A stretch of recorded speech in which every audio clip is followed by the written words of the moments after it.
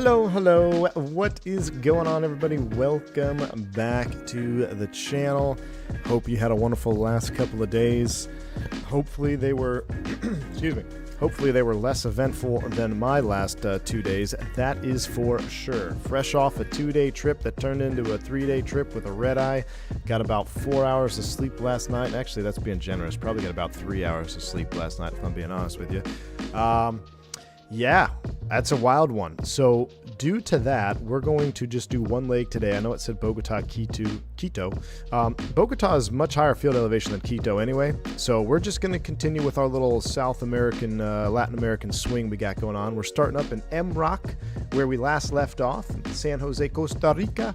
And we're going to head over to Bogota, Colombia, which right now I'm waiting. I'm actively watching my second monitor here. I'm trying to pick up a trip with a Bogota trip in it, so hopefully that'll get approved. So this will be good practice for me if I get to go to Bogota in real life, and then we get to go to Bogota here in the sim. We'll be good to go. So we got a lot to talk about in cruise, because I'm basically just going to tell you my last couple of days. So it'll be a little bit more chill for me. We'll do one leg today, and good news, new PC is out for delivery, or at least the rest of the PC that I need. So hopefully I can have that up and running by the end of tonight, and maybe if I do, I might do a test stream later with the new rig. We'll see how it all shakes out. But I want to just thank you all for tuning in. Al W, good to see you. Cytomics here. Matt K, Scotty 2, Zach Hamilton in the house, Ralph R, Steven Hayner. Steven, good to see you, man. You were on was it you we were talking last night? Dude, I can't remember. You were on the United flight last night. Right, Steven? JJ Stevens, good to see you, man. McAllen's in the house. Bomb Tech, Boombala. What's up, man? Good to see you. Mickey G in the house. Hey, man, I was behind a, well, now you're a 707 guy. I was behind a C5 last night. Mr. Martini, good to see you. Mike McLaughlin, Joe Johnson, Airspeed Alive, MPS Gaming, and many more. Thank you all for tuning in. Yes, we are here with the PMDG 777. I have not flown this airplane for a little while, and that's no fault to the airplane or anything that the airplane that I don't like. I just got caught up in the MD-11 as well, and I have to tell you, there's something about this 777 that PMDG did. It feels like it's got more soul to me when I'm flying it than the MD-11, which is, I don't want to say a shame, but I was really hoping the MD-11 is missing, so it's lacking something. Maybe it's the sounds, maybe it's something that'll happen in future updates, which I did see that it got an update, so we'll have to take another look at that. But I did one takeoff. I didn't even do a test flight with the new update here on the triple. I just did one takeoff, make sure all my bindings were up and running. I had to do a quick reinstall of the 777 to make sure everything was up to date. And it's a sound update, so we get to check out the new sound update. I know it's kind of late as far as when it was released. Oh, look at that FedEx 7.5 landing right there. Man, can we get a like button smash for 7.5 greasing it? FedEx 7.5 the way it should be with no winglets too. Very cool, very cool. I'm curious to see how this airplane sounds on approach. So we got a lot to look forward to. I love the look of this 777-300 with the LATAM livery. I don't know why. I don't like white liveries, but I don't know. There's something about the all white with the tail there. It looks clean. It looks clean. Now, I think it could be better if they made this come forward more, like to the rear here. I think that would have looked really, really good. But I see these birds a lot when I'm in South Florida, in Miami. You see them flying around. So it'll be fun to take this puppy into Bogota. You guys ready? MD-11 did have an update. Yes, I did see that, Bomb Tech. I was actually watching Captain Canada flying it. I want to know, but I don't know if they updated the MD-11 sounds, right? I know there was some update to the MD-11 flight model, which I'm very interested in. We're probably going to do MD-11 tomorrow. That's the tentative plan. We're going to do Miami on VAAL, Miami to St. Martin. Excuse me, got a tickle in my throat on the MD-11. But today is 777 time, and it's going to be fun. Now, I did see an MD-80 over there. What happened to it? Now it's an Airbus. Oh, look at that. We got an MD-80.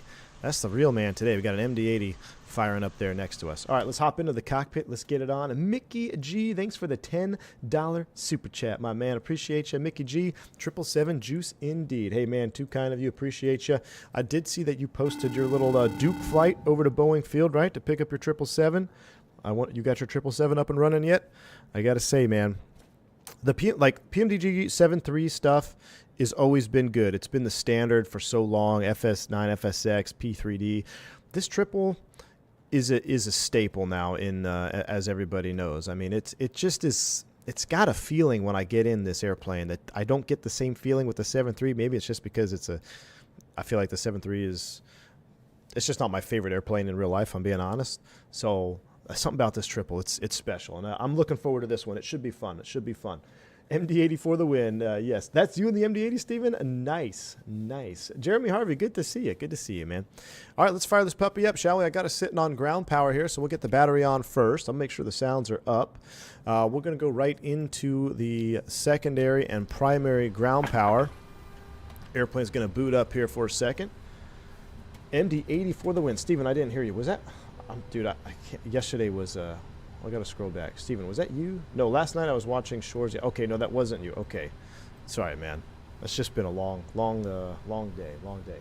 What is the registration? This registration, I don't know, man. It was, this is the mud registration. There was like an 8-pack that I downloaded, and they all looked the same, so I just picked it. This is probably not LATAM Colombia, so Gustavo's going to get all upset and be upset with me, but anything we can do. Tail strike test today? Victor Silva. I did put the tail strike protection on just in case. We do have the tail strike protection on, so if we do rub that tail, it'll be okay. First flight today when the kids go down. Nice, Mickey G. Nice. Very cool. All right, looks like this is coming up. We'll go 80 Adaru on. We'll turn on the in-flight entertainment systems. That way they can watch their pre-flight departure stuff. Everything looks good. We'll leave that's on. Seatbelt sign is off. We got the nav light on. No need for the logo light. That could stay off. Emergency exit light. We'll go ahead and arm those. That looks good. Everything else on the overhead, very simple. Pretty automatic. Very much automated. We're going to let the rest of the airplane continue to boot up here. Get the brightness up. Now, it has been a minute since I did the route request and all that, so I'm gonna let these screens power up before we pull those in and go down that process. Mr. Santana, yeah, you see a 7.3 and you feel like puking. I don't feel like puking when I say, unless it's a 7.3-800. 7.3-800 to me is just ugh. Give me a 700 if I have to look at one, or even better, let's go to the classic 7.3s. Classic 7.3s. I haven't, Jeremy, I sent you a video of Delta TriStar. I think you'll like it. Yes, Jeremy. Yes, I actually, you know what? Didn't you send that to me? I think I was in the hotel and I got that and I started watching it and I fell asleep, if that's the one. Oh, no, that was in the morning yesterday. Yes, Jeremy, yes. I'm going to watch that one tonight. That's going to be my nighttime video, Jeremy. Appreciate you. Mug had the tail script. Oh, Gustavo, that's the one that had the one where they dragged the tail. That video was crazy. Canadian, good to see you. What's up, man? For some reason, keyboard was locked on caps and wasn't feeling like restarting. Hey, Canadian, what's going on, man? Good to see you, dude. The hand flying in the new TFDI update is night and day. Jordan, I'm very interested to see how it feels, man. We're gonna be in the MD probably tomorrow. Triple stream, yeah, Bill's Mafia. We are back in the 777. All right, let's do a route request. We're going to do SimBrief route, MROC to Skibo. That's us. Wonderful. Let's go ahead and set payload. SimBrief payload set. We're going to go ahead and set fuel. SimBrief block fuel is set. And we're going to select the route. And route requesting, that's us. And real quick here, what I'm also going to do is, let's go, you know what, it takes a while to board, doesn't it? So let's just start that now, because I remember last time we sat for a while.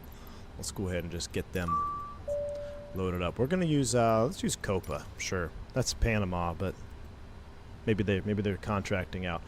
Let's see, we got an FMC uplink, yeah. Descent forecast uplink ready. Wonderful, wonderful. Wind data, perfinite. Route 1 uplink ready. Very good. So we're going to load Route 1.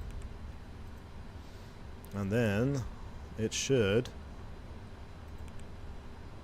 get loaded up here in a second. What I'm also going to do here, we looked at our engine instrument school. I'm going to put the checklist page up, or the comm page up. Uh-oh, a little bit of a stutter there. Let's go to the comm page. Let's see if we can get some ATIS here. Flight information, ATIS request. I want to go off of MROC. We'll put that right there. Beautiful. And nobody on. Let's keep it on that. Let's just see. We'll send that. We'll send that off. Nope, crew's already on board. Let's go ahead and activate, execute. And we have a route in the box. As soon as we get that ATIS there, we'll take a look at it, see what kind of runway we're going to be parting off. Let's do a magic barrel ref check. 3007, that is set. I think your flaps are set at 30. They are. Thank you. Reset the flap handle there. That was part of the originating receiving flow that I did not do properly. All right, everyone's showing up. Got work to do. Got to load up the airplane. Load entry, open entry 5. Oh, this is a tricky one, isn't it? Let's go back here. Doors, ground ops, door management, entry 5. Open. Did I get it? There we go. They're going to open it up. Latam does have a cool livery. Yeah, it's... do they have 777-200s too? Because on the 300, I feel like, I mean, when it's all white like this, you really see the length of the aircraft. I wish this would stretch further. That Boeing may have had effed up on a repair because the company gossip said that they were pitching down. The aircraft didn't nose down and kept pitching up. Really? The tail dragger 777. Crazy. Is the Arizona accent similar to the Texan? Rich Beam commentates on Gulf here in the UK, and it sounds much like Mr. V1. He's from Phoenix.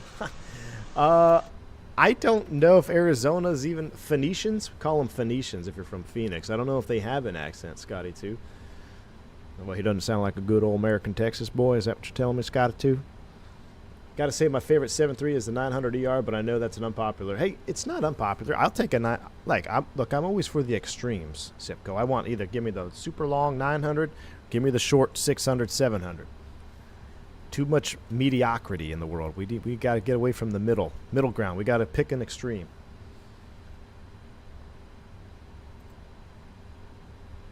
I don't know, but guess who has a 200 LR? Just saying. Haha, yeah, Canadian. I know it. All right, here's our MROC information at 1700Z. Surface winds 240 at 5, so not too terrible. So 240 at 5, we're probably going to land the same direction that that guy was landing. Or I'm sorry, we're going to take off the same way that guy was landing. So if we look at our MROC charts here, let's go to the airport page. This is our Teja. So off of, that's going to be a left turn out, at or above 10, or above 13. And if we look at the 10-9 page, we'll do a taxi that we'll have to cross and go full length to runway 25. So let's load that up in the box now that we know for sure what we're doing. We're going to go departure, arrival, runway 25. And on the Teja 4 Tango, I believe. Let me just make sure. Yep, Teja 4 Tango.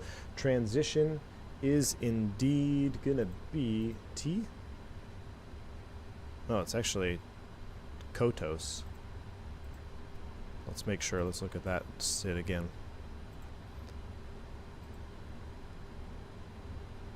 Kotos. We don't want Tango.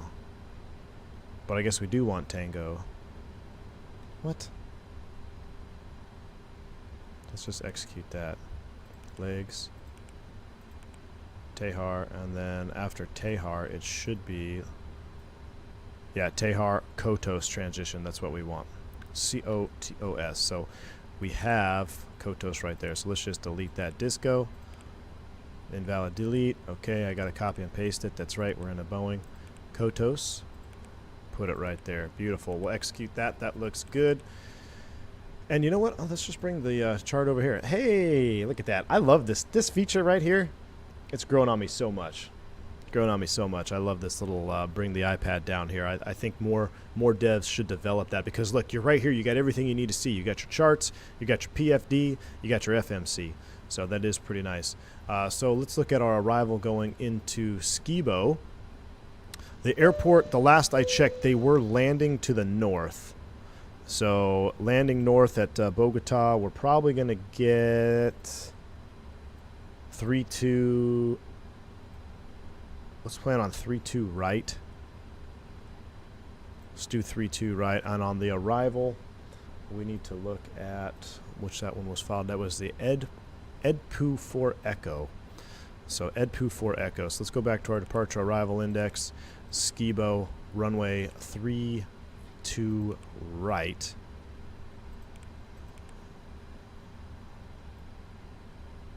We don't have any ILSs. So 3-2. I guess not. RNAV Charlie 32 right. Let's look at the approaches. Wow, we could do the VOR.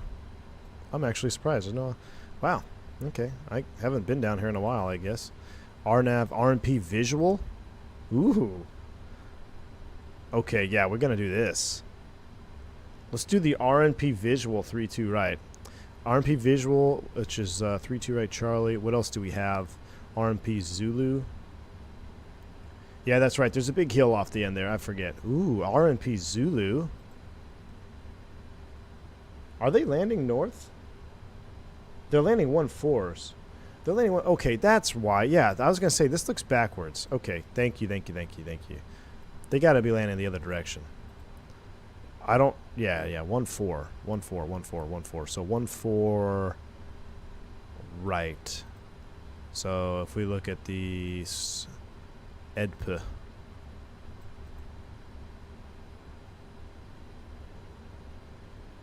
And then we'll do approaches 1-4. We'll do the ILS Zulu 1-4 left. That's pretty mid. Alright, ILS Zulu 1-4 left is what we're gonna load in the box. So 1-4 left Zulu, and we'll take it off of AMVs, which is the straight in, and the Ed pool 3 Echo. So we'll take it off AMVs, Ed poo, execute legs. Let's put you into plan mode. Zoom the range down a little bit. And we'll step through this box here. Pull on Ed pool. Come on, Noro. AMVs. Right into AMVs. So sets you up pretty much straight in for the 1-4 left. I like the looks of that. That looks good. Alright, let's go back to map mode. We'll put the range down. We'll put the EFB back over here. And let's finish up our perf init. And then we'll get the APU fired up. So that all looks good. Back to the init ref. I think this is actively changing, right? So we're going to just wait. We're going to wait until it finishes. Or is that, am I thinking a different airplane? Let's go to our checklist pre-flight. Oxygen tested. Flight instruments, heading altimeter, park brake is not set. Let's go ahead and set that. Park brake is set. So we can go ahead and tick that item. Wonderful. Continuing on. Before start, we'll leave it right there. Alright. Little heads down moment there. Everything is good. Let's fire up the APU. Get some air flowing up in here. We'll come outside. We'll actually listen to the APU startup sound. Does the MD-11 have a startup APU sound now? Because it had a ghost APU for a while. Good afternoon, Andy. Good to see you, my friend.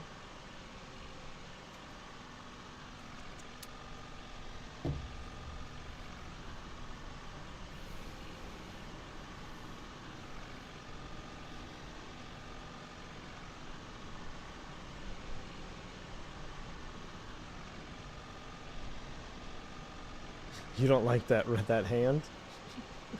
MPS Gaming, I tell you what, the way my cameras work right now makes my hand kind of look like that. On my tiller cam.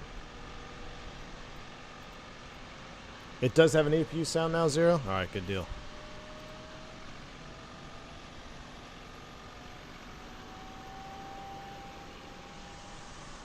Love it.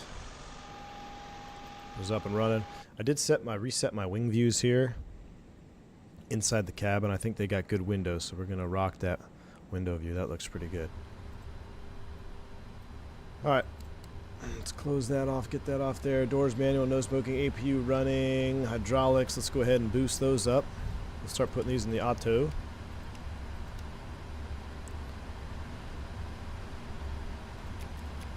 Those are coming on. And the APU air is automatic. You can already hear that. So I will disconnect from primary external power. And we'll go ahead and start pulling those from the ground as well. Ground ops, door management, nope, ground services, ground maintenance, make sure our tires are good, nope. All right, we no longer need the air conditioning unit. We'll release you. And we'll release the ground power. Sit here on the APU, just ready to go. We'll set our top altitude. We don't have any ATC online. So we will set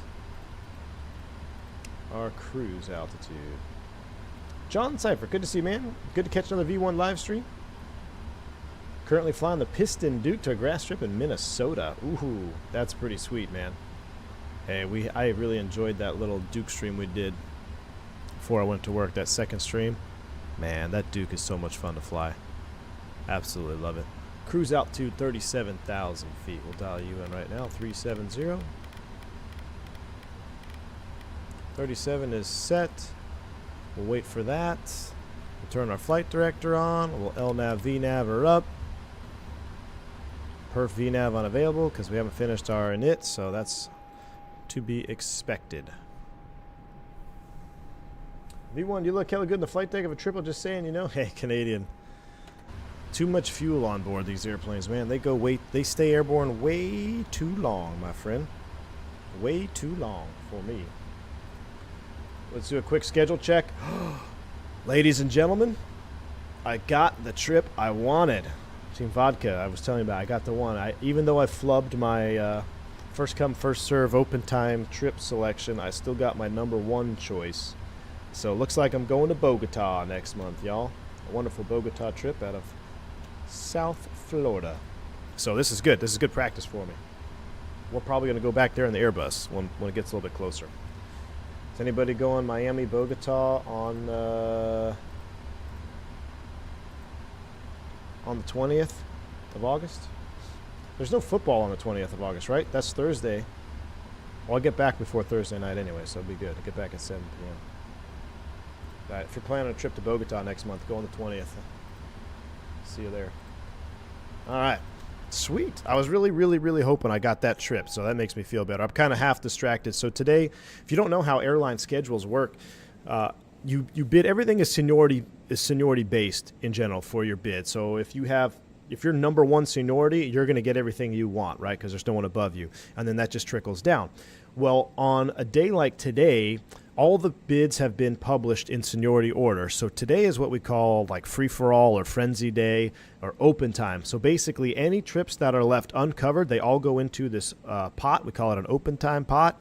And it's first come, first serve today. So it doesn't matter what your seniority is. It's just first come, first serve. And you better be quick with the mouse clicker because if there's a really good trip in open time, you can guarantee there's a bunch of other pilots that probably want that same trip. So I even messed up my first choice. I kind of flubbed around with the clicker, but I still got the request in on time, so I did get to pick up the trip that I really wanted. So that's why I'm kind of one eye on the other schedule screen today during this stream, because if any other trips pop in, it's also if people maybe something's changed on since their initial award and they want to drop trips, they want to not fly certain trips, or maybe they need a couple days off. What they'll do is they'll then drop those trips in, and they go into that open time pot.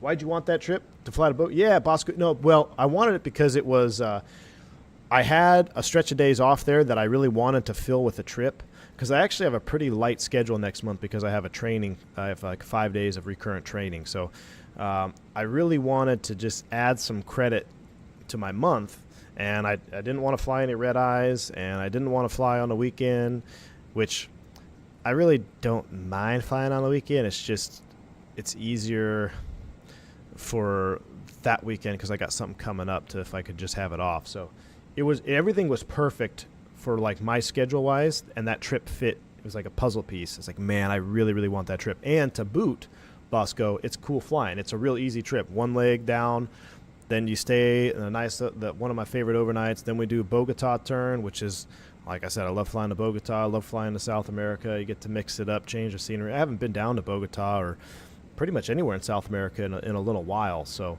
and I enjoy flying down there. It's fun. It's a mix up, you know.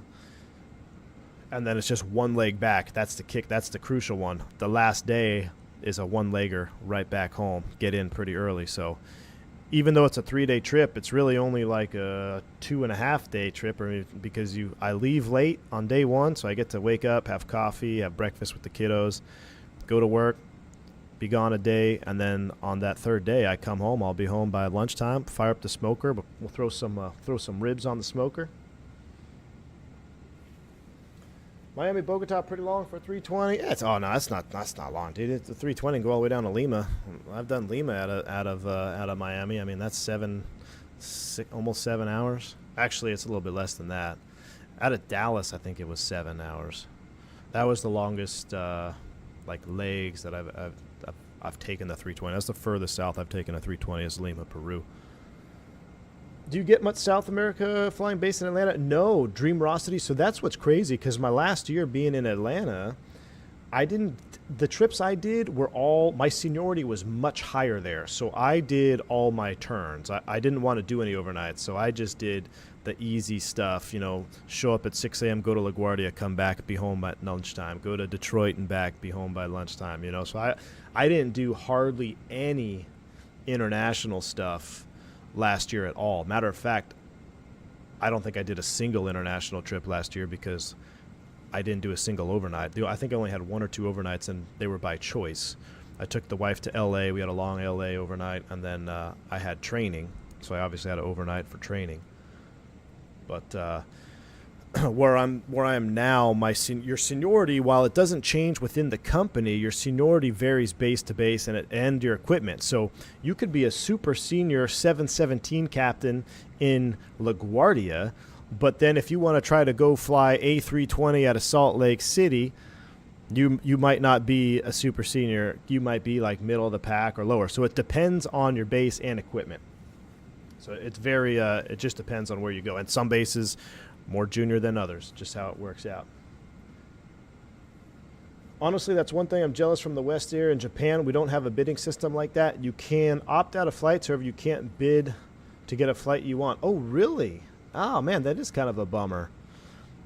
Yeah, so our bidding is all, as a matter of fact, it's called preferential bidding. So you literally put in your preferences. You can bid for overnights, you can bid for fly-through airports, you can bid for days off or days on, or pretty much anything that you can isolate a trip with, you can bid for those preferences. My bid is very simple, though. I just say no red eyes, and then I just bid whatever days I want off, and that's pretty much how I bid. Some guys get really, really hardcore with it. I know some guys that spend hours on making a bid just for the next month's schedule. But in my experience, the simpler I can keep it, typically the better it works out. Detroit mentioned. Yeah, Jack Mackey. Well, if you remember, you probably have seen a couple shorts. I did a shorts video up to Detroit, little Eminem music. I did Toronto to MROC in a 320 in real life. Ooh, look, a long flight with a stop at El Salvador for fuel. Fair to say, the food poisoning didn't help on the way back. Oh, man, that is tough. Food poisoning on an airplane is never good, man. Never good. Cytomic, it all depends, man. You can literally fly all 3 in one day. If you have 3 legs, you can fly all 3 in one day. It just depends on, I guess, how the airline is targeting that specific market that you're flying in and out of, what type of airframe they need on it for passenger capacity, noise. So noise, what's interesting, though, Cytomic, that you bring it up is take, for instance, San Jose, which I just did a San Jose 3-day trip a couple weeks ago. And the Neo aircraft is exempt from the noise restriction or the noise curfew in San Jose. So Neos can take off. I think E-Jets can take off. But if you don't have a Neo, you have to wait until, I want to say it was like 6:30 a.m. local. Maybe it was 7 a.m. local. I can't remember the time. But there is a noise restriction. So that's something that the airline has to think about, right? Well, hey, if you have a Neo in there, we can get them out early. And if you get out before everybody else, now you're avoiding the rush. You're doing a more efficient flight. And it just kind of snowballs in either a good direction or a bad direction. Same thing with other noise-sensitive airports like John Wayne, Burbank. I had a slam landing on Tuesday in United to Denver. It was a slammer. I asked as I was walking past the flight deck, so who's the Navy pilot? Not a peep from either one of them. Nice, Josh. Nice. I had a super greaser. I get to toot my own horn because my other one wasn't a super greaser. But I had a super greaser into Las Vegas 2 days ago. I printed out the landing report. 4.8 feet per minute. Single digit. 4.8. But I will say, we almost smashed it. That's typically how my best landings turn out, is almost completely smashing it and saving it to a lucky greaser. So I can't take all the credit. I got a little bit lucky, but it's a 4.8 feet per minute when I did the calculation on the descent. Jack Mackey, welcome to Private Pilot. Glad to have you on board, my friend. Thank you for supporting the channel. That's very kind of you. Long-time viewer, about time I paid my dues. Hey, Jack Mackey, I appreciate it, man. Like I said, thank you. That's very kind that you support the channel. Make sure you check out the members-only content. I post most of it in the community tab and on the members-only section of the Discord. Inbuilt G's, exactly. San Jose, California. Yes, Cactus Bravo. Canadian from the Montreal to MROC has done 220, 300 nonstop. Oh, geez. Yeah, that's a long one. Adam Chino, welcome to the stream, man. You didn't miss a whole lot. It looks like we're done with those cargo doors, though. We're almost done loading. We'll go ahead and close up those 2 cargo doors. Can I do... Our gross weight's not changing, is it? I'll just wait. We're almost there. Because I never know with GSX. Some airplanes, like on the fly-by-wire and the Fenix, your gross weight is actively changing. So I don't know if I should do my perf data now or if it doesn't matter. I don't know. Maybe I can do it now because it's not fully implemented with weights. Hey, Josh, we strive for perfection, my friend.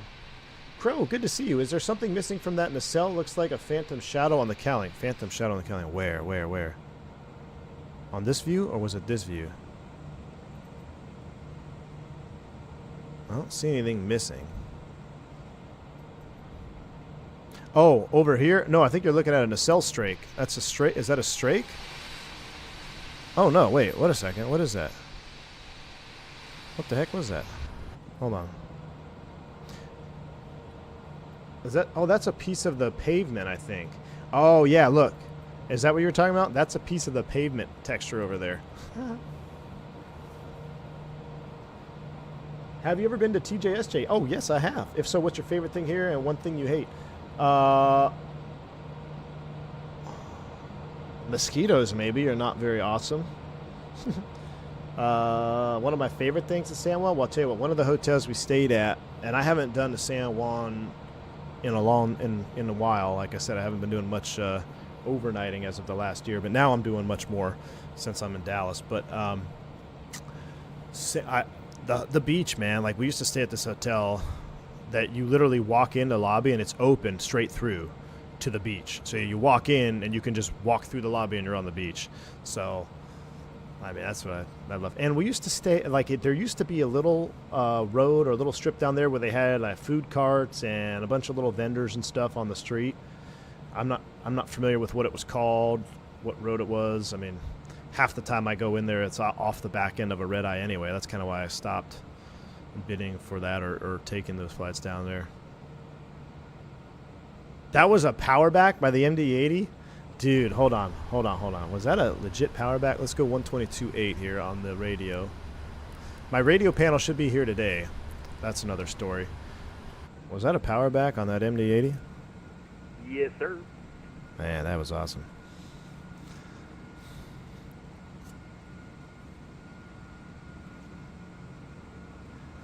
RE732, good to see you. Hope you've been well. I'm doing just fine. Glad I can finally join back in the live stream. Just passed my multi-check ride yesterday. Onwards to our MEI. Power back king. Last one to ATP. RE73 or 372, excuse me. Very awesome. Congratulations on knocking out that multi-check ride. That's awesome. ATP after the MEI coming up. MEI is fun. You'll enjoy MEI. MEI, and you're pretty much set. That's very cool, though. Good job, Al. Congratulations. Power back in the triple win. Let's do it right now. I can't wait to go with the 727 power back. All right, so we're going to have to taxi on and do a full length. Matter of fact, let's do a perf. Don't we have perf takeoff in here? Yes, we do. All right, MROC, select 25. Elevation dry, import from aircraft, import weather, calculate. Please tell me we can do it. We're not going to flex. Can I flap rating TO calculate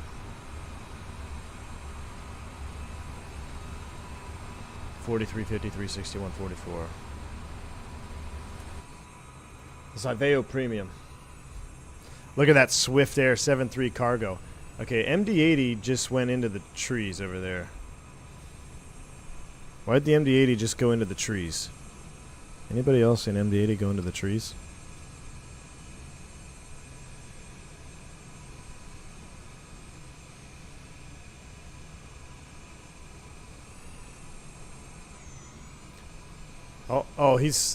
He must have a different scenery.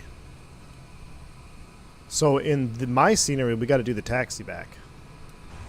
There is a new taxiway there. Is there an update for the scenery? I wonder if there's an update for the scenery. We got our fuel tank pumps on. We got our window heat on. We're just about ready to go, chat. We are just about ready to go. I guess I'm gonna finish this now. I don't think it's changing. 0 fuel weight, 460. Yeah, because that's what it calculated. 511.1. Perfect. Cost index 2.5. Let's bump that up a little bit. Let's do 75. Oh, I can't. I'll change that in the other menu. TO1, no D rate, no cell temp. We're doing a flaps 5, right? Is that what it calculated? Flaps 5. 29.34 units on the trim. Speeds are set 42, 50, 62. Dial in 250.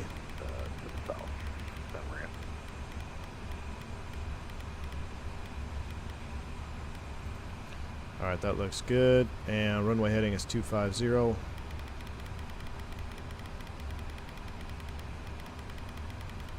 Oh, I was looking at the chat while scrolling.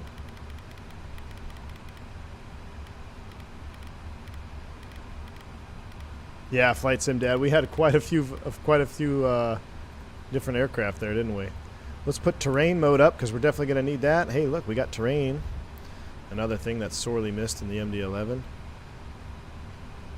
Alright, we're pretty much all done, chat. We're just waiting to finish up boarding. Let's go back to our departure and let's pull up the SID. Matter of fact, I think I pinned it.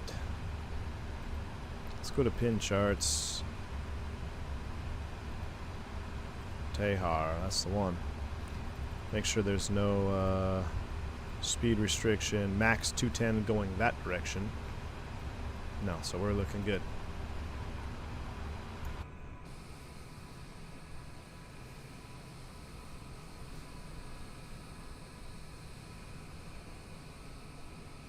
Yeah, I think I wonder if there's going to be I wonder if this scenery's been updated. Does anybody know?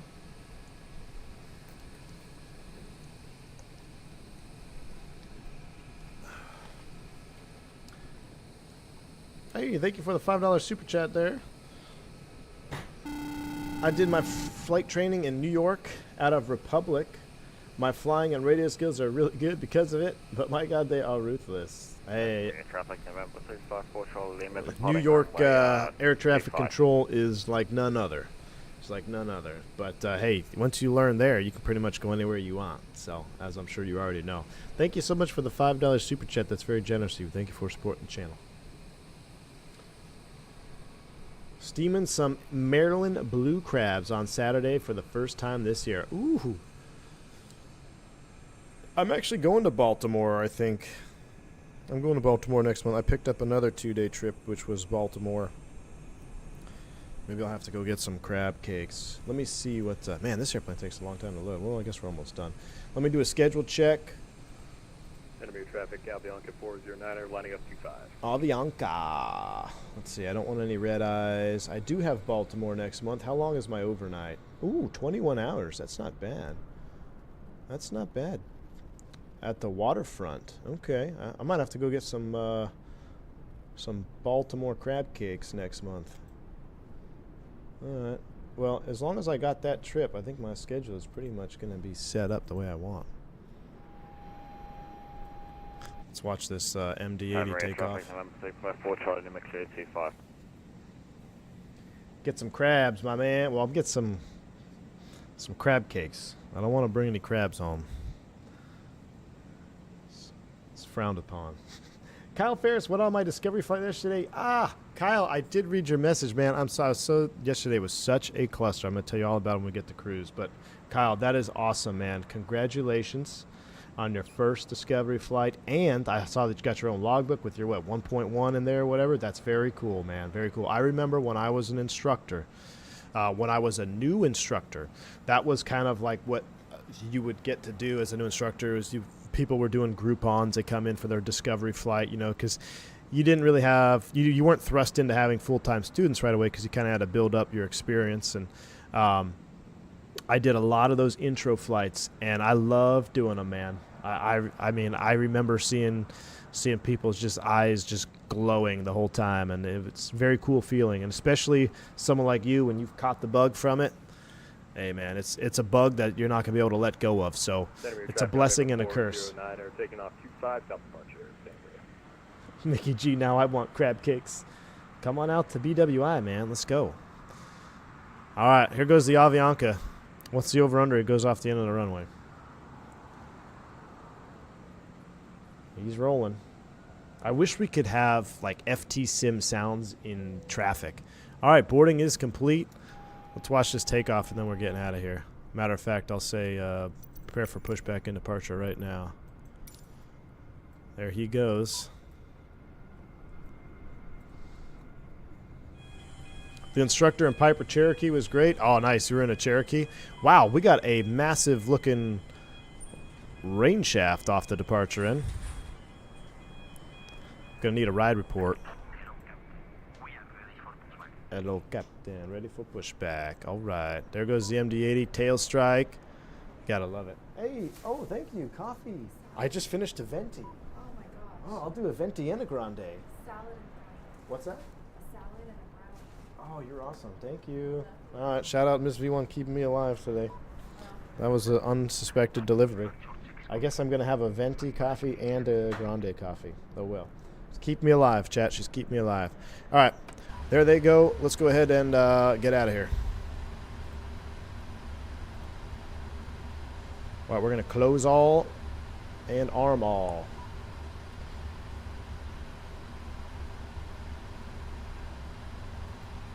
All doors are closed and armed. Locking gear. Locking gear. All right. Cams are coming on.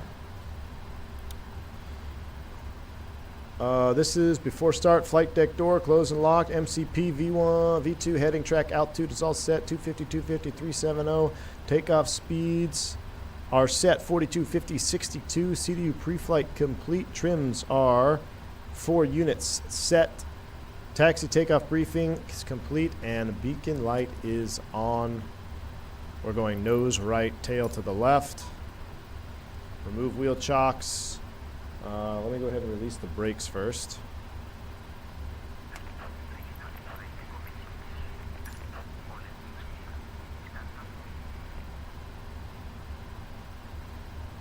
Before taxi is next.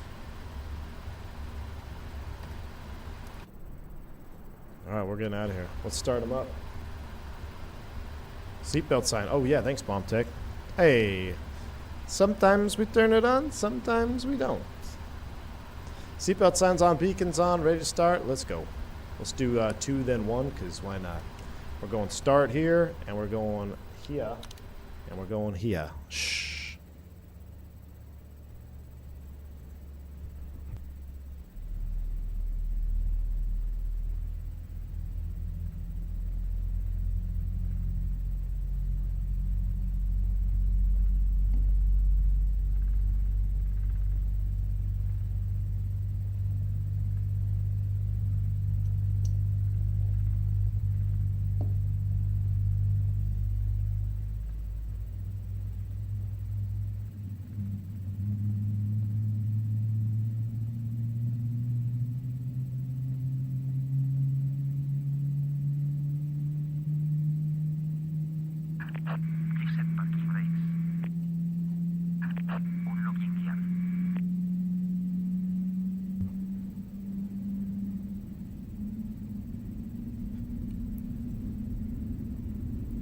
Oh, not bad. Not bad. I like it. Now, this is the latest and greatest PMDG sounds. I don't have the FT Sim pack.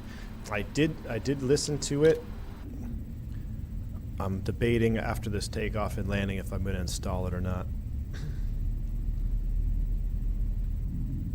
Might actually be louder from the rear.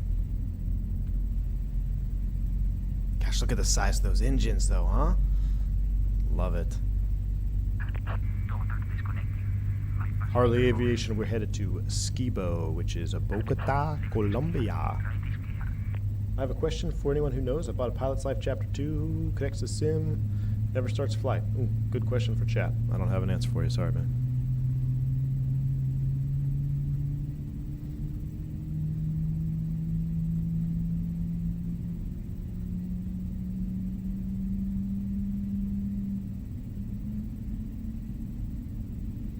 Oh, is that a 7? What is that? 7.6? Is that a 7.6?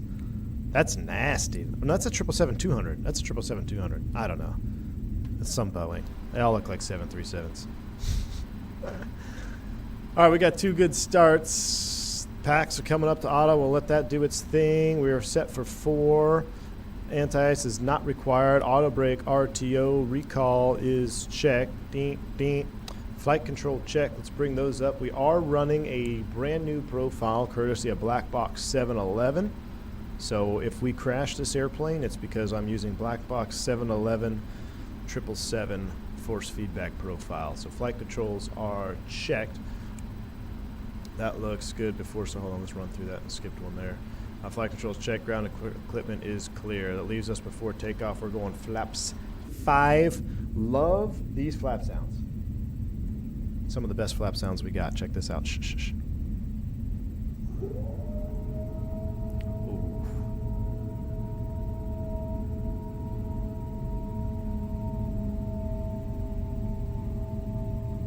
And listen, they're still running. You got the flap motors running. The slap motor was first. TFDI MD-11, take note, because TFDI MD-11's flap sounds make me want Alt F4. That's a proper flap sound. That's proper. Love it. Love it, PMDG. Nailed it right there. All right, we got 2 good starts, flaps 5. Everything else looks good. All right, that leaves our before takeoff checklist. After takeoff, cool, let's close it out. Checklist is off. Are you guys ready? San Jose traffic, Latam. What's the call sign? Latam 357, going to taxi 25. Taxi's on. What's the call sign for Latam? All right, LNAV, VNAV, Toga set. Here we go. And brakes are released. Taxi lights on. Let's go.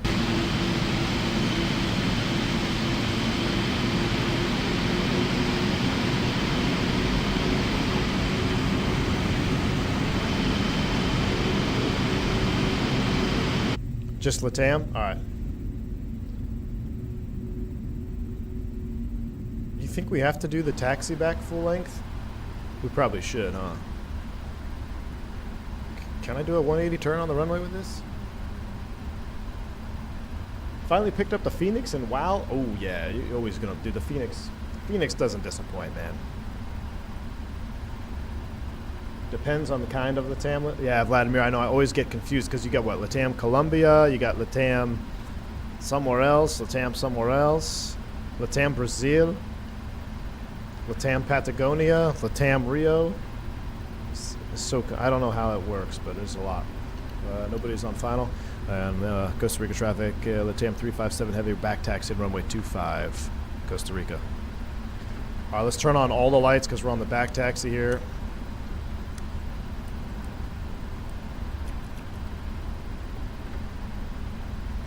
Traffic. No, I hope there's no traffic. Look at that cell. Almost took out some taxiway lights there. Wouldn't be the first time I've done that in this airplane. Are you supposed to set V2 window? Yeah, I think so. What? There's a dude on final? And Costa Rica traffic. Is anybody on final right now? I couldn't hear that last transmission. Yeah, Lexus 611 and final to runway 25.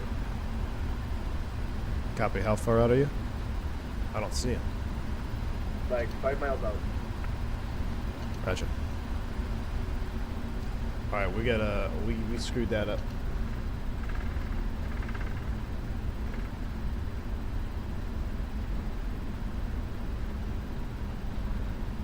Since there's an update here in real life, we'll just pretend that we went around the taxiway and that we're holding short of 2-5. I didn't hear him call up when I called radio. Did you guys hear him call up? I mean, cabin's ready. I'm going to make a sharp turn here and we'll hold short of 2-5.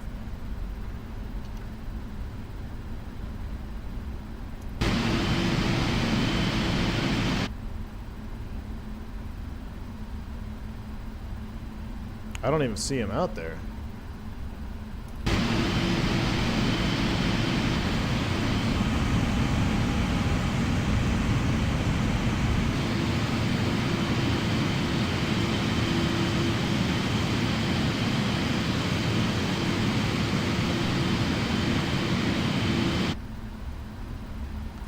Costa Rica traffic at TAM 357 heavy, holding short, runway 25. Alright, brakes are set, we're not moving. Where's this guy at?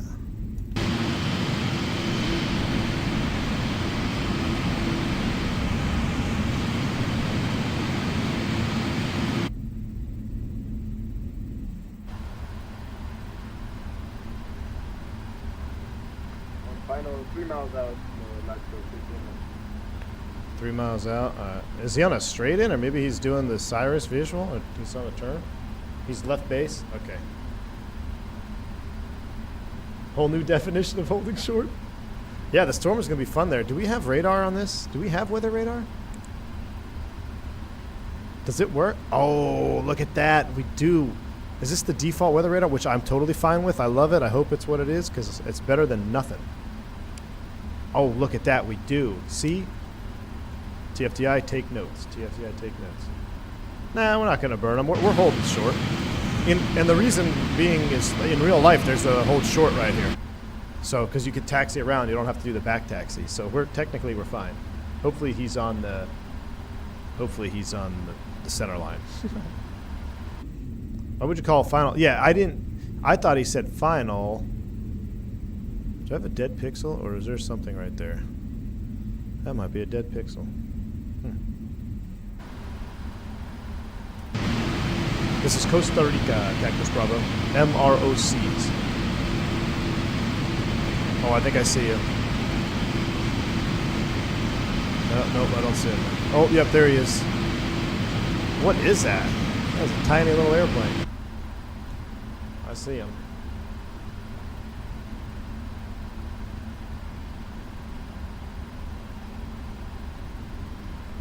He's coming in now.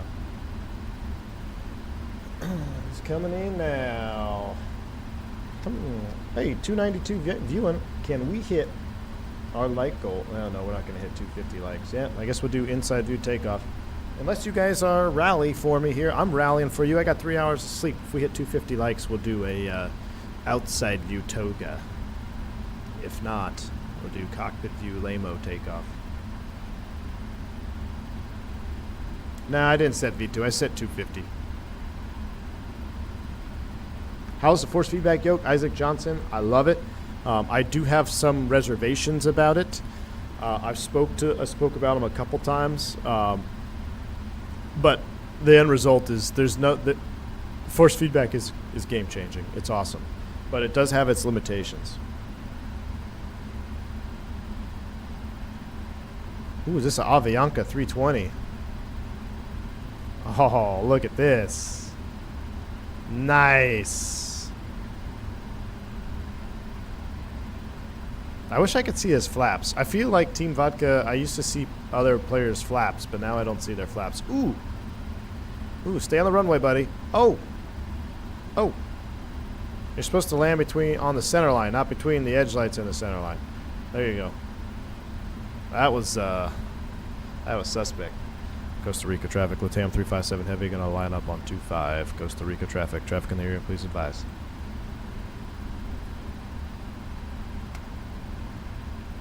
Alright, nobody's calling. We're gonna straighten her out. Let's go. Out of 4 traffic. What'd he say? Put our iPad back down here for takeoff. Let's try to get a nice lineup here. Nope. Undercut it. I think I undercut it.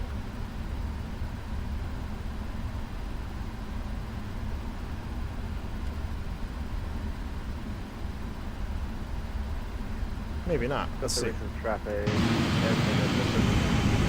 Yeah. Undercut it just a little bit. Alright. He's clearing. Are y'all ready? I appreciate you trying to rally. 225 on the likes. Close enough. APU is running. Why is that running? APU's off. Even Bert, thank you for the €2 donation, man. I use the MFG crosswinds. Never had a problem. I love them and I highly recommend them. Look at this. Beautiful. Costa Rica traffic. LATAM 357 having departing runway 25 out to the northeast. Costa Rica traffic. Look at that. We got a cell just off our nose. I'm okay with it. You okay with it? Let's go. Let's spool them up. 50 yogas in chat. Let's go to Bogota.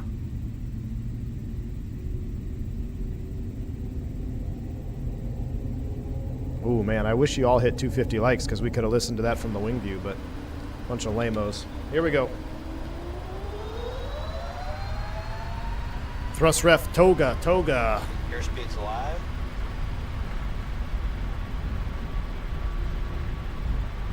$80 knots. Thrust set. Throttle hold. V1. Rotate.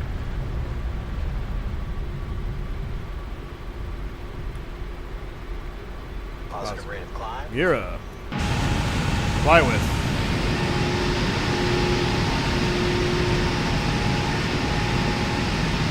Oh, yes. I don't want to miss the turn here. Oh, man. Look at that. This is an incredible looking departure. Look at the range shafts. Oh my gosh. Look at off the nose here. We got to start that turn. This is real life. This is so much fun. Let's keep running that trim speed. Are we at acceleration altitude yet? In turn. Cargo traffic and 72 heavy is texting off the runway 25.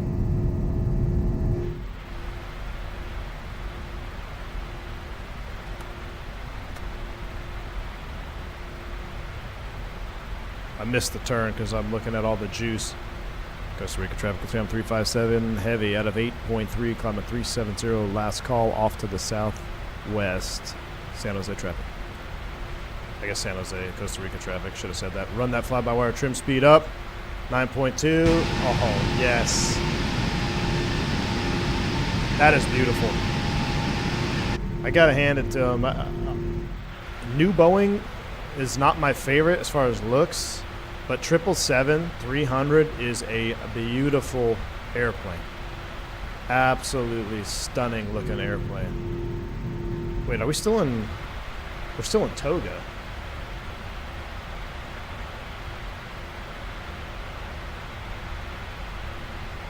That's interesting.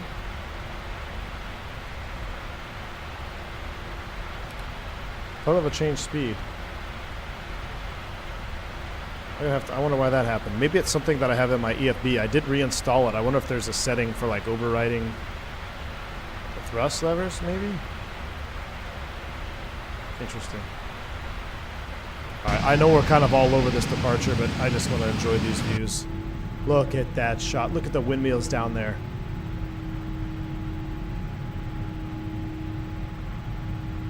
Oh my goodness. We got a couple of cells right here. Let's maintain. I tell you what. Let's maintain 250 and try to climb on top of this. So I'm going to select 250 for the flight level change. Now we can pitch up, see if we can outclimb some of these build-ups here. I did press the screw.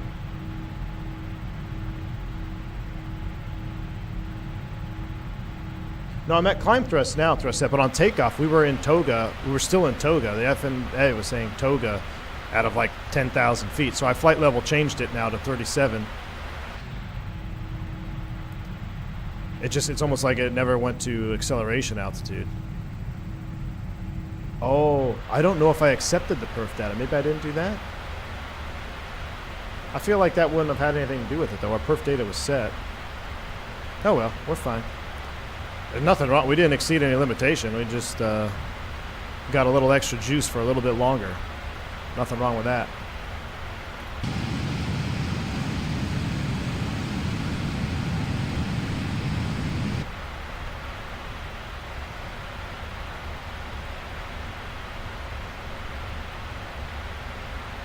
There's our standard set. STDs are set 1, 2, and 3. I'm not going to go all the way back to the left to get on the LNAV course. We'll just stay a little bit right. We'll get these lights off. Oops, strobe stays on. Wing logo come off. I was just enjoying that view.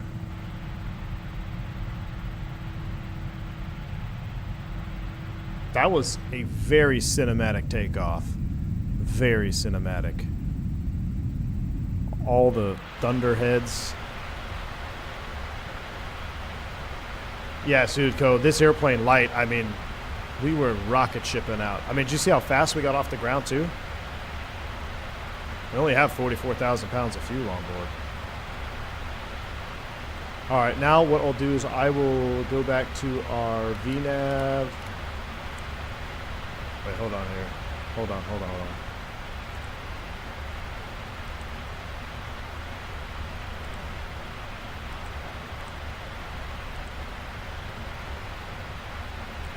Why is VNAV not available? I'm missing something here in the init.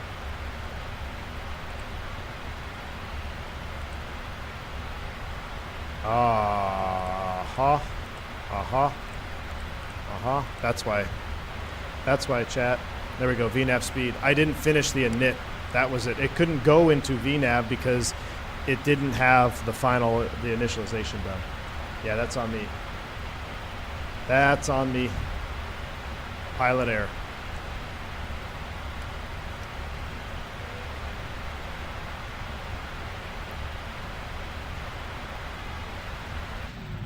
We're just going to keep hand flying this because this is essentially the Airbus version of Boeing. It's fly-by-wire, so smooth. Tim Dillon, you also got a force feedback Bruner yoke? What a game changer. Heck yeah, nice. Airbus pilot error. 100% Airbus pilot error. I mean, that wasn't even Airbus pilot error. Everybody knows they need to finish their perf and it. I never finished it. It didn't have a top cruise altitude. So it had no idea when to do VNAV because it doesn't know what it's VNAVing to.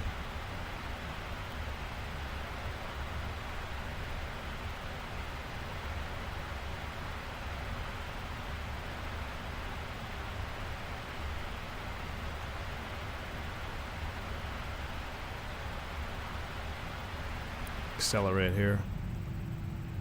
Adam Chino, thank you for the $5 super chat, man. I really appreciate that. Here's to funding the Cat 3 design Boeing tiller. Can't see you with the Airbus one. It kills my immersion. Adam Chino.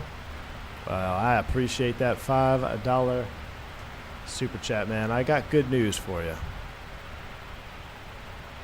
It's along those lines. I'm not going to say anything further, but there is something in the works.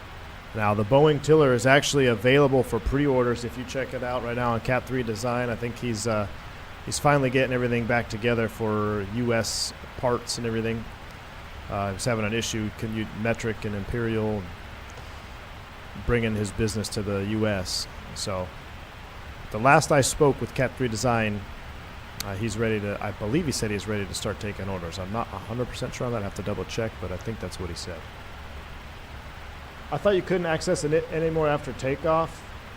You can. You have in the Airbus, Jeremy. In the Airbus, you can't get the init B page. That becomes the fuel predict page. I'm not quite sure. In the 777, you can still go back to the index and init. In the Airbus, though, you're thinking Airbus init B page.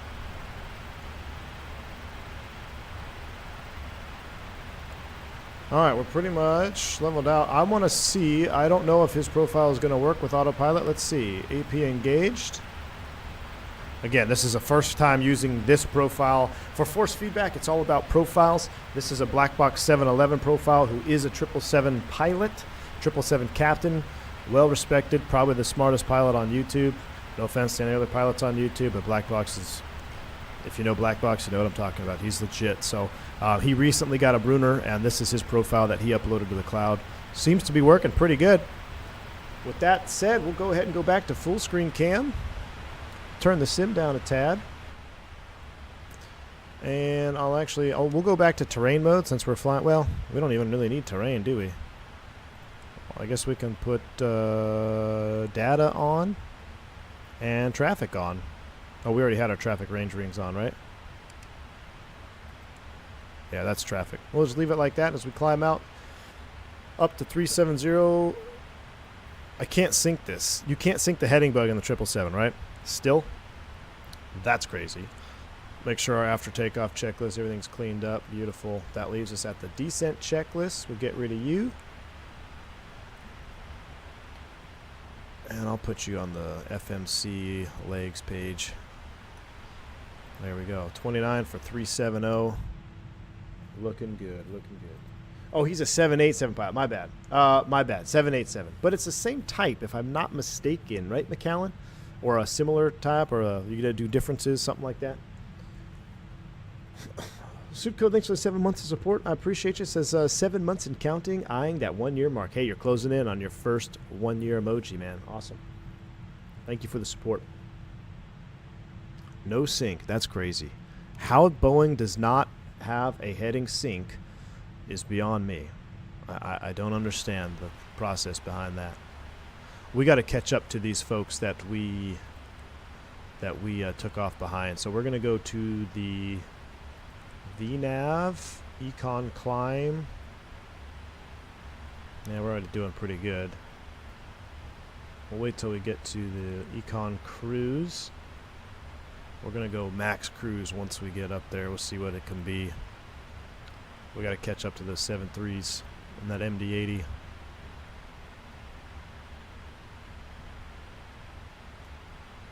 I like this view too, though. That's pretty cool. I mean, do you guys like this view? I like this is the XP72 view, I like to call it.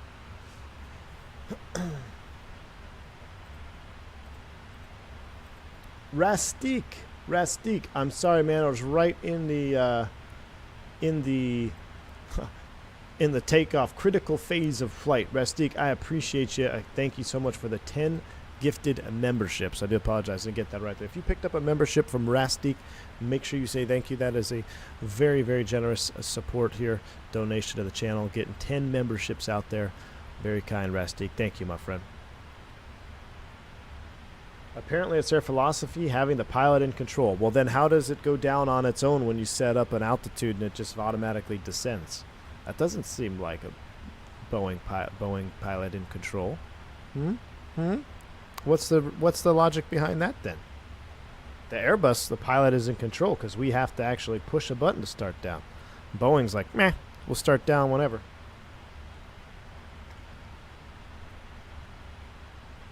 .85 is your guess, Gustavo? We could probably actually juice out our climb to 8.5 too, can't we? Let's run this plane hard. Let's do 8.5.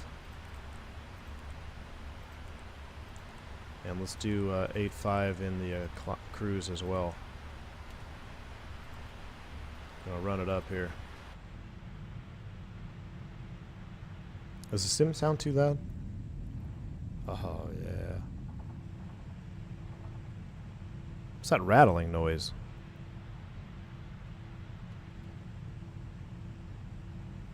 Reset MCP altitude before it'll start down. Yeah, I know. That's what I'm saying.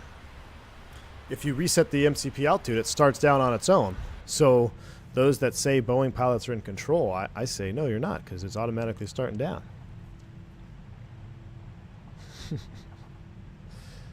How many times in real life you missed the approach? How many times you had to go around? What do you mean missed the approach? You mean that I've gone on a missed approach? Oh, I don't even know, say Toga. As far as like going missed because it couldn't see anything on a breakout, not within the last 10 plus years, because I've been flying airplanes that can auto land. So, I mean, just the last week with that San Jose trip I was talking about, when we went to LA, it was 1,000 RVR. So, which that was actually one of the lower ones that we've been in. The minimum for the runway we were landing on was 600, 600, 600. And when we landed, it was 1,000. It was 1,200, or no, it was 1,100. I don't know. I can't remember. You had like 1,100, 1,000, and 800 rollout. And it was crazy because that was going towards the ocean. So there was a really thick marine layer. And obviously, the closer you get to the water, the thicker it is. So when you're landing 2.5 going towards the water, the airport is the west side of the airport near the coastline is lower RVR than the east side of the airport. That's how much of a difference it can make with those real thick marine layers coming in there. But, I mean, yeah, we auto-landed that one. So when I was flying freight, I went missed probably I know I went missed more frequently, probably a dozen times, because a lot of the approaches that airports I'd fly into, they only had NDBs or VOR approaches, so you get very low to begin with. Image Seeker, thank you for the 5 gifted memberships. Very, very kind of you. I appreciate you getting 5 memberships to the channel. If you pick up a membership from Image Seeker, make sure you shout them out and say thank you. Very kind of you. Thank you. You're a very good pilot. Well, thank you. I try. Adam Cole. Hello, V1. Really enjoying your streams and really enjoyed the hell out of the Duke stream. Hey, that was so much fun, wasn't it? That was a lot of fun. Adam Cole, thank you for the support, man. I see those V1 wings there looking sharp. Tim Dillon, 6-month mark to retirement. Wow. Awesome stuff, Tim Dillon. Enjoy. I wish you nothing but blue skies and tailwinds all the way to that retirement flight, man. Very cool. Auto land in real life with zero viz would be pretty nerve-wracking. Zero viz is kind of it's a misleading term. So I'll tell you what, with 1,000 RVR on an auto land, I didn't see the edge lights until we were in the flare. So just kind of put that in perspective. I saw even the center. I picked up the center line lights. I didn't really pick up because you're coming in at a higher. You're coming in the flare, right? So your nose is pointed up into the soup. I really didn't see anything till we were just about to start to flare. So, and that's 1,000 RVR. I mean, pretty much, I'd say anything 1,000 RVR and less is basically landing at 0-0. Now, in the sim, we train down to the absolute minimum, 300, 300, 300 RVR, and that is legitimately 0. You won't see anything at all. So when we do our recurrent training preparations coming up here next week, we'll be doing some 300, 300, 300 RVR landings, auto lands, and yeah, you don't see anything. You don't see anything when you do that. But as far as a real-life practicality, 1,000 RVR, you don't see a whole lot. Because that's vertical visibility. That's visibility in a horizontal distance. And when you're doing 150 knots, you don't really... Things happen quick. You loved the Kitech video with the 777? Yeah, it was fun, wasn't it? On my first VOR Alpha, we almost had to do a mist and broke out 10 feet above minimum. Woohoo. All right, looks like we're on our turn. 8-5 cruise. We'll double check our fuel on landing. Prague, Skibo, 20,000 pounds. Wonderful. How is the 8-5 cruise? 8-5 cruise looks good. We'll turn the seatbelt sign off. You are now free to move about the cabin. And we're going to get into... oh, I do have a lunch, though. I might want to eat some lunch. What's the outside view look like right now?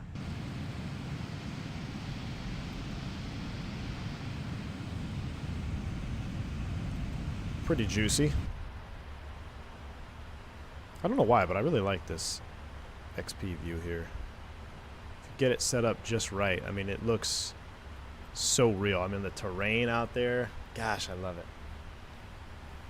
On my first VOR Alpha, we almost had to do a mist and broke out 10 feet above minimums. Hey.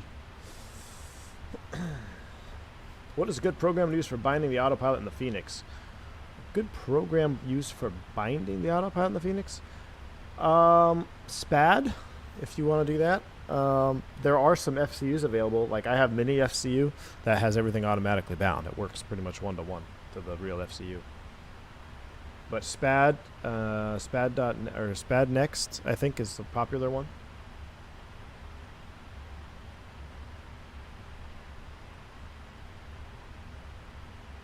You don't just want to find yourself breaking out in a flare and instead of runway lights you see houses. Exactly, Gary Stewart. Exactly. When you do an auto land, for real, like because you have to do an auto land, when you start coming through that 700, for me, every time I come through about 750 feet, RA is inhibited. I think it's 750 RA inhibited, right around there. It gets very real because you're really, I mean, it's always real. But when you can't see anything and you're below 1,000 feet, you are hawking everything on that glass. You're checking the low course, you're checking the glide, so make sure there's no deviations. You know, anything can happen. A vehicle can taxi in front of the localizer beam, sends it off. Auto land light can pop on. There's a lot that can happen, and if it happens, you got to catch it. And that's what we do in the sim. You know, you'll fly the sim, and then the instructor will either fail a localizer beam or he'll have a excessive deviation. You got to call a go around. The easy one is you get an auto land light. If you get an auto land light in the Airbus, it's a big red light comes on. There's no real question about that. It's you punch out, you go around. But something a little bit more hidden, it'll catch you on your toes. How to fix floatiness in the Fenix? James Lee, I don't know how you. I don't think you can. Vladimir, thanks for the 48 months of support. 4 years, my man. Appreciate you. 4 years, I will have some bourbon to that. Vladimir, hey, I'm going to have a little bourbon tonight, too, after this last trip. Appreciate all the support for 4 years. Cheers to you, my friend.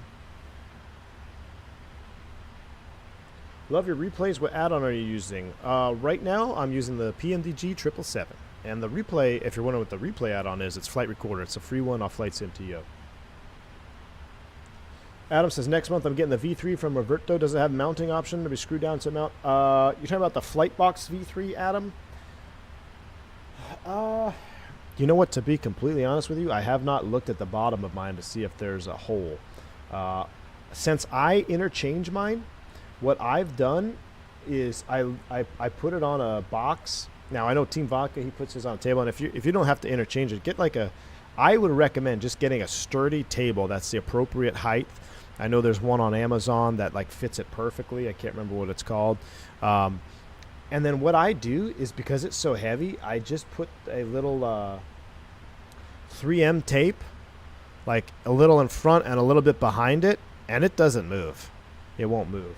So especially if you put it on a non-stick type of pad or something. So I'm sure you could find a way to mount it, get creative, but I really haven't had to do that. What does the auto land light mean? It means that the airplane has detected something that is invalidating your auto land credentials. So in the Airbus, it's like right here, and it literally illuminates and says auto land, red light, and that means it no longer wants you to commence the auto land. So that's when it's an automatic go around. Temperature plus 18 up here? Jeez. That can't be right. That's got to be ISA plus 18. Yeah, TAD is minus 14. I was going to say, there's no way. 37,000 feet.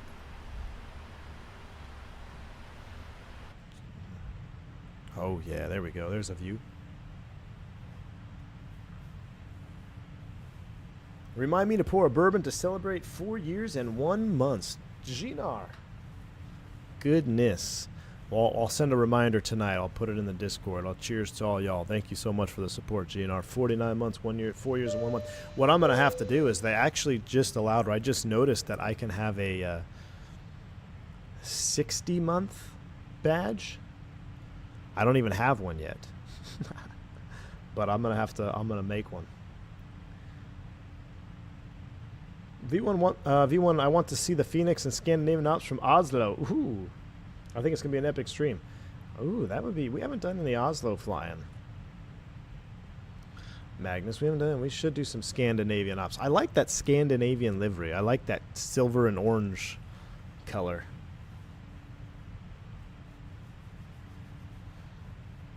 You can search Amazon for adjustable height side table. I bought one for my Thrustmaster throttle. Al Loper, yeah, that's a great great suggestion. Yeah, get a table that's adjustable, and then you can fit it to your needs.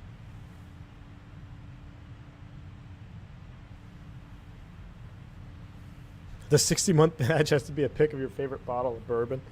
That's a good idea. All right, I'm gonna change. I'm gonna shut this fan. I got a fan blowing that's like right on my legs here. I gotta turn this fan off. I'll be right back.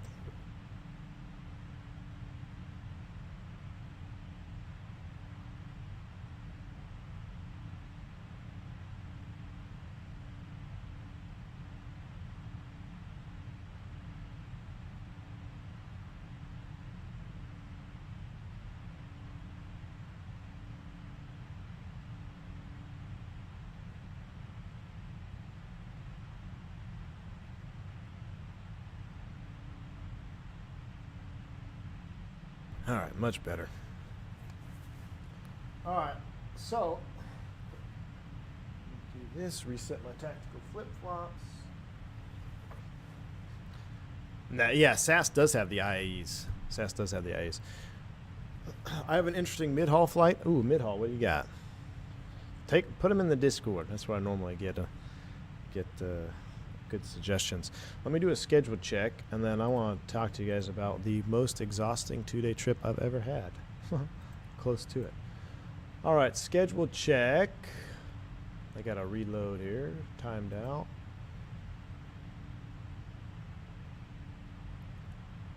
Hey, I'm happy with that. I got the one I wanted. The other two are still processing. I don't think I'm going to get them. Ooh, I won't be able to get that trip because that would be illegal for time. I might get that trip at the end of the month. We'll see. All right. That's a pretty good setup for next month. I'm happy with that.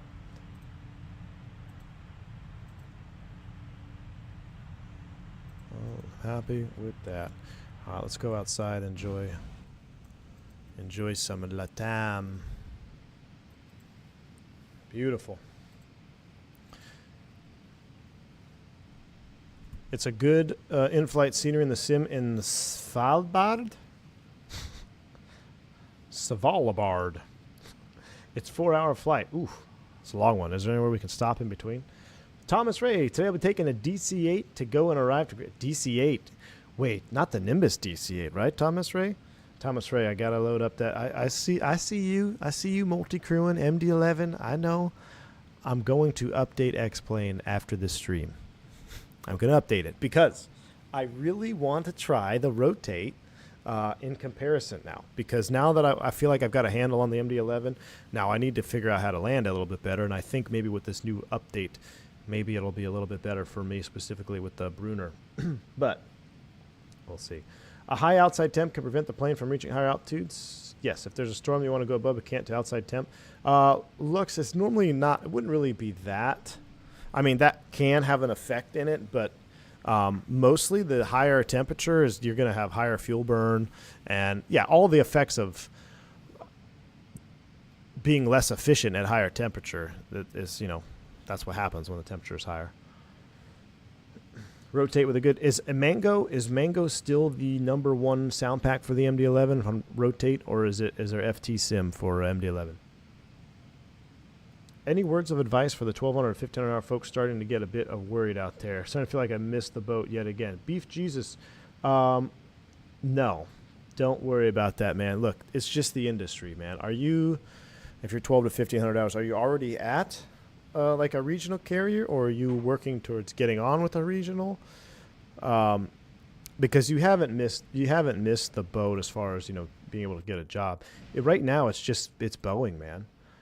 It's Boeing and Pratt & Whitney. Everybody is feeling it. The economy, even though no one wants you to believe it, the economy is struggling. I mean, all the airlines are struggling. Even though Delta posted $1 billion in profits, they actually lost like $6 billion if it wasn't for the credit card contracts they have. So they're actually, and that's every airline, they only make money for credit cards. And what's happening now is the credit cards are being maxed.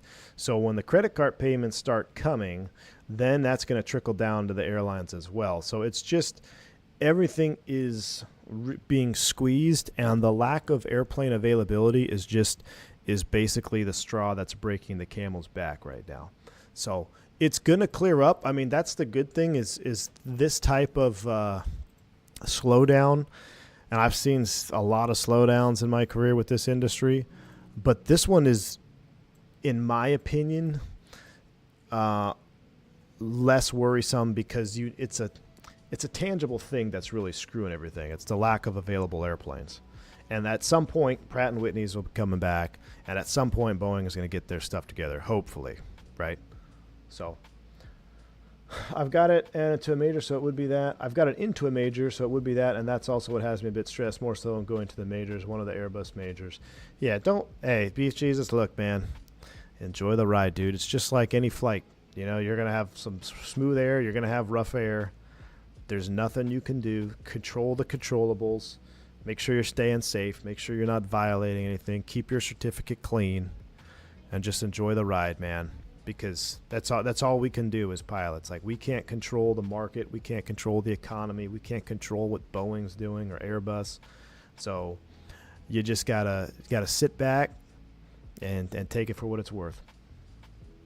Yeah, Chris, I watched 74 Gear. I watched that video. Very, very well done, Chris. And I've been saying that for a while. So to see that video come out, I was just like, I loved it. It was awesome. It was an awesome video by 74 Gear, 100%. If you haven't seen it, I highly recommend you go check it out because it really does explain what's happening with the airline market here in the U.S. right now. So it's very interesting. I have not tried the immersion pack even.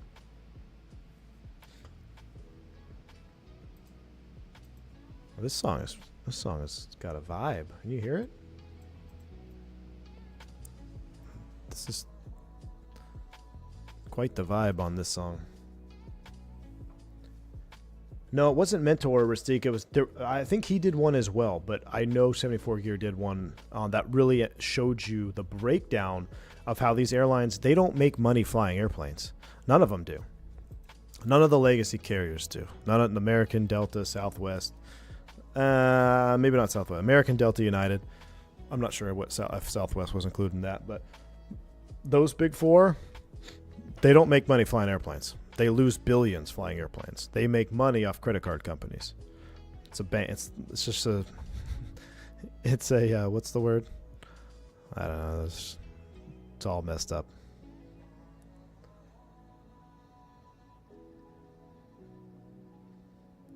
Thanks for the words. Definitely agree that the slowdown is very visibly temporary when you look on paper. Yeah, Beef Jesus. And here's the thing, man. You know, we can't control if someone launches the nuke tomorrow or not, right? So anything can change. So try not to worry about it. Weather the storms as they come. And you'll be fine, man. You'll be fine. A bank that flies people on the side. Exactly, Diabetic Lad. That's flying people is just something that happens. Yeah, Adam Chino, the chase plane camera. Jeremy says, I think you'd really enjoy talking to 74 Gear. He's a really cool guy. Yeah, Jeremy. So he actually flew for, God, what was that turboprop operator in the Caribbean that I had some really good friends flying with, and they actually know him. But actually, I have another buddy that's at Atlas on the 7.4. I'm pretty sure he knows him too. Not even a tax write-off, but yeah, I mean, it's just all a facade, BombTech. It's all a facade. Yes, Atomic, all of them are. Every airline is losing money. I think the only airline that's not losing money is Breeze. And then so think about this.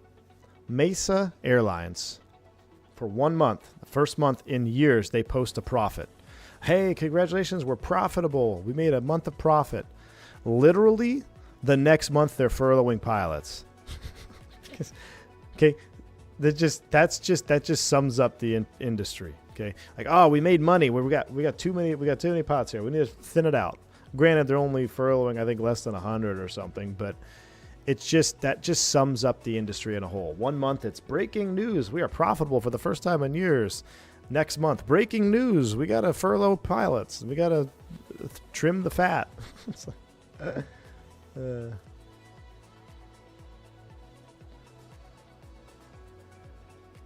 Beef Jesus, it's honestly, I think it's because of their size. I really believe it's easier to make money as a small airline. As you start to grow, I think there's a point. I think that point's right about 80 to 100 airplanes, where it becomes very challenging to make money once you grow past 100 airplanes. Less than 100 airplanes, I think it's easier to make, because you have less expenses, less overhead, right? And I think that the overhead and profit really begins to diverge once you start getting past 80 to 100 aircraft on property. Your overhead really starts to go up. Mesa almost had their stock delisted on the stock exchange because it was so low. A lot of them. I mean, look at freaking Spirit, $2 something. I mean, this is how much BS the whole thing is, right? Prior to a merger announcement with JetBlue, Spirit and JetBlue stock has always been like sub $5, but Spirit was trading at 30 something dollars. Merger gets announced, their stock drops to like 15. Okay. Merger gets denied. They're on the verge of being delisted and going out of business. Why? Because a judge said that they can't merge because Jimmy can't go from Boston to Miami for $12. It's going to be 15 now. So you're telling me before anything happened merger-wise, they're trading at $30 a share, and now because you say they can't merge, they're verge of going bankrupt? It's all just a sham, dude. It's the corruption, and we're not getting into politics on this channel, but everything is corrupt. Just know that. On the U.S., I'm speaking to the U.S. market and industry. It's all corrupt, and it's all really a facade. So, $12 holla. Oh, yeah, Team Vodka knows all about the $12 holla. The law of diminishing returns. Exactly, BombTech. Exactly. That's exactly it. Pesky pilots always want more money to support their coffee habit. That's right, Keith B. GNR says it's like double glazing. It's not the windows they're selling, it's the credit agreement. Yeah. You know, Beef Jesus, the only reason JetBlue is still around is because they tanked Spirit. So if Spirit and Frontier merged, I think JetBlue would have been in a world of hurt because they have an identity crisis, in my opinion. They're not a legacy airline. They're not a premium airline. They're not a low-cost airline. So what are you? In order to survive in the American airline market, you have to pick a side. You're either a legacy premium or you're an ultra low cost. There's really no difference. And people are like, oh, well, Southwest's a low cost carrier. No, Southwest is more expensive than American, depending on they're just the same. They're pretty much seated as the legacy cult following Southwest situation. But yeah, you got to pick an identity and roll with it. But now that all fell apart, I don't know what's going to happen. I think you're going to see more consolidation. You're going to see Alaska, Hawaiian. I think there'll probably be another consolidation attempt. I think Frontier might come back, try to buy Spirit. I don't think that's off the table yet. If Southwest was smart, they'd probably jump in and buy Spirit so they can have an Airbus fleet. But Spirit's got a lot of debt, so I don't know. I mean, all I know is, in my opinion, I think there's going to be more consolidation. You're going to see more merger. And I think it's all really dependent on what's going to happen here in the States as far as elections are concerned. Because right now, the current administration is very anti-merger, although they don't seem to be anti-Hawaii and Alaska. So we'll see. Do you think the identity crisis led to the DOJ decision? No, Nash. I think lack of greasing the proper politicians led to the DOJ decision. I firmly believe that was lobbied against by the big three, because if JetBlue Spirit came together, now JetBlue has an identity. They are a premium product that's got 7,000 pilots. They got, I don't know how many airplanes. They got international. They become a huge thorn in the side to Delta American United. So to think that there was no lobbying by those three against it, come on. Come on, let's call a spade a spade. Southwest hasn't been low cost since they got fined in the 2010s. Yeah, they're expensive, dude.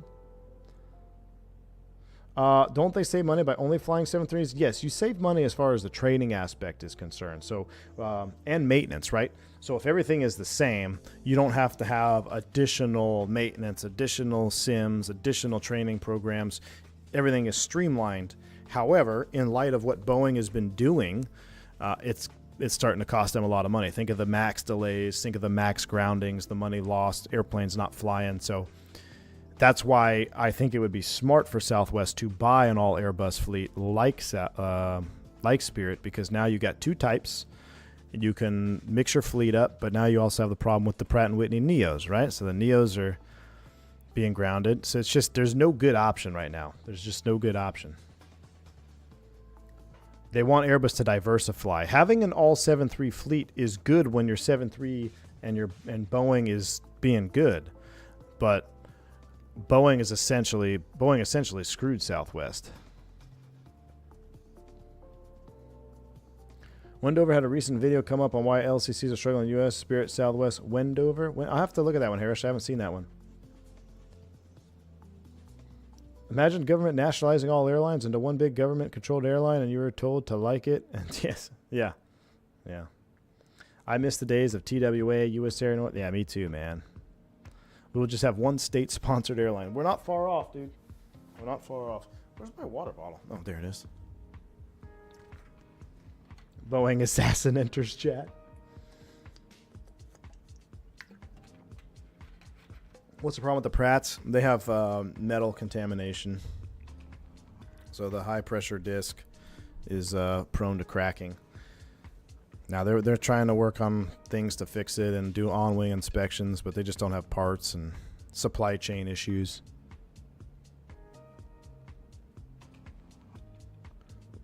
You know, it's probably not far off, Ryan. You're probably not far off. I don't know what that looks like, but I don't know if that'll happen, but if it seems like it's kind of on the way. Can you put CFM on an engine that has a Pratt? No. I say no. You mean a LEAP? You could put a LEAP on it, but it's more than just an engine swap. The whole pylon assembly is different. The wing structure is a little bit different. The weights are different. I mean, the amount of money it takes to put a LEAP on after an airplane's already been fitted with a Pratt, the costs outweigh the benefit. So, ordering straight up with LEAPs, that's a good option. But to just change Pratt to LEAP, no, it's not a quick swap. There's a whole lot of things that are different. Not to mention the FMS and how there's some changes within the aircraft. Obviously the whole fuel plant, the burn, everything changes. Still plans for the 320 stream on Monday, Ethan?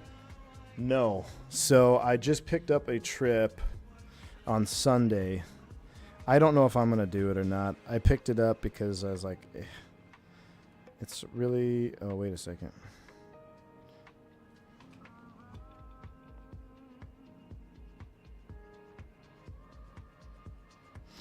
Yeah, I don't know. I don't know yet. I don't know yet. I might have to push it to Wednesday. We'll see. It depends if I do the trip or not.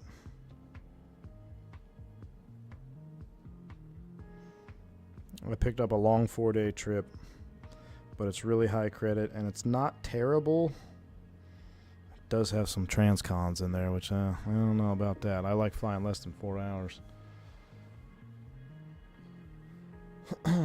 So those are the same issues Spirit was dealing with when they first received them, going 10 years? Beef? No, different. That was vibration. That had to do with the seals, and that had to do with crankshaft cooling. That led to the whole dual cooling and how the thermo, what do they call it? Thermo something on the Pratt. So that was a different issue. Now, that issue's been resolved. Now it's all about the metal contamination, the powder coat metal. I don't know. I can't remember what it's called. But the problem area is at the very core of the engine, which is a whole takedown. Have you heard about FSI panel? I have, Steven. Yeah, I have. Yeah, it would be good for training for sure.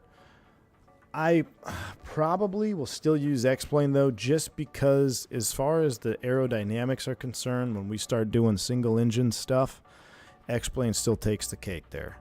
So abnormal flying and handling characteristics, X-Plane still pretty much takes the cake.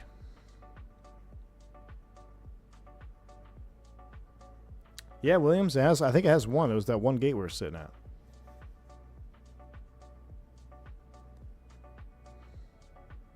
Is there an age limit to becoming a commercial pilot? It's always been my dream. I'm thinking at 50, I'm running out of time. No, there's no age limit, Fernando. But the mandatory requirement or retirement in the U.S. is 65. So you wouldn't be the first to do a career change and run after it for the last couple of, 15 years or so. But the mandatory requirement in the U.S. anyway is 65. I think it's different in Europe. I think as long as you can hold a medical in Europe, you can go to like 67 or even longer.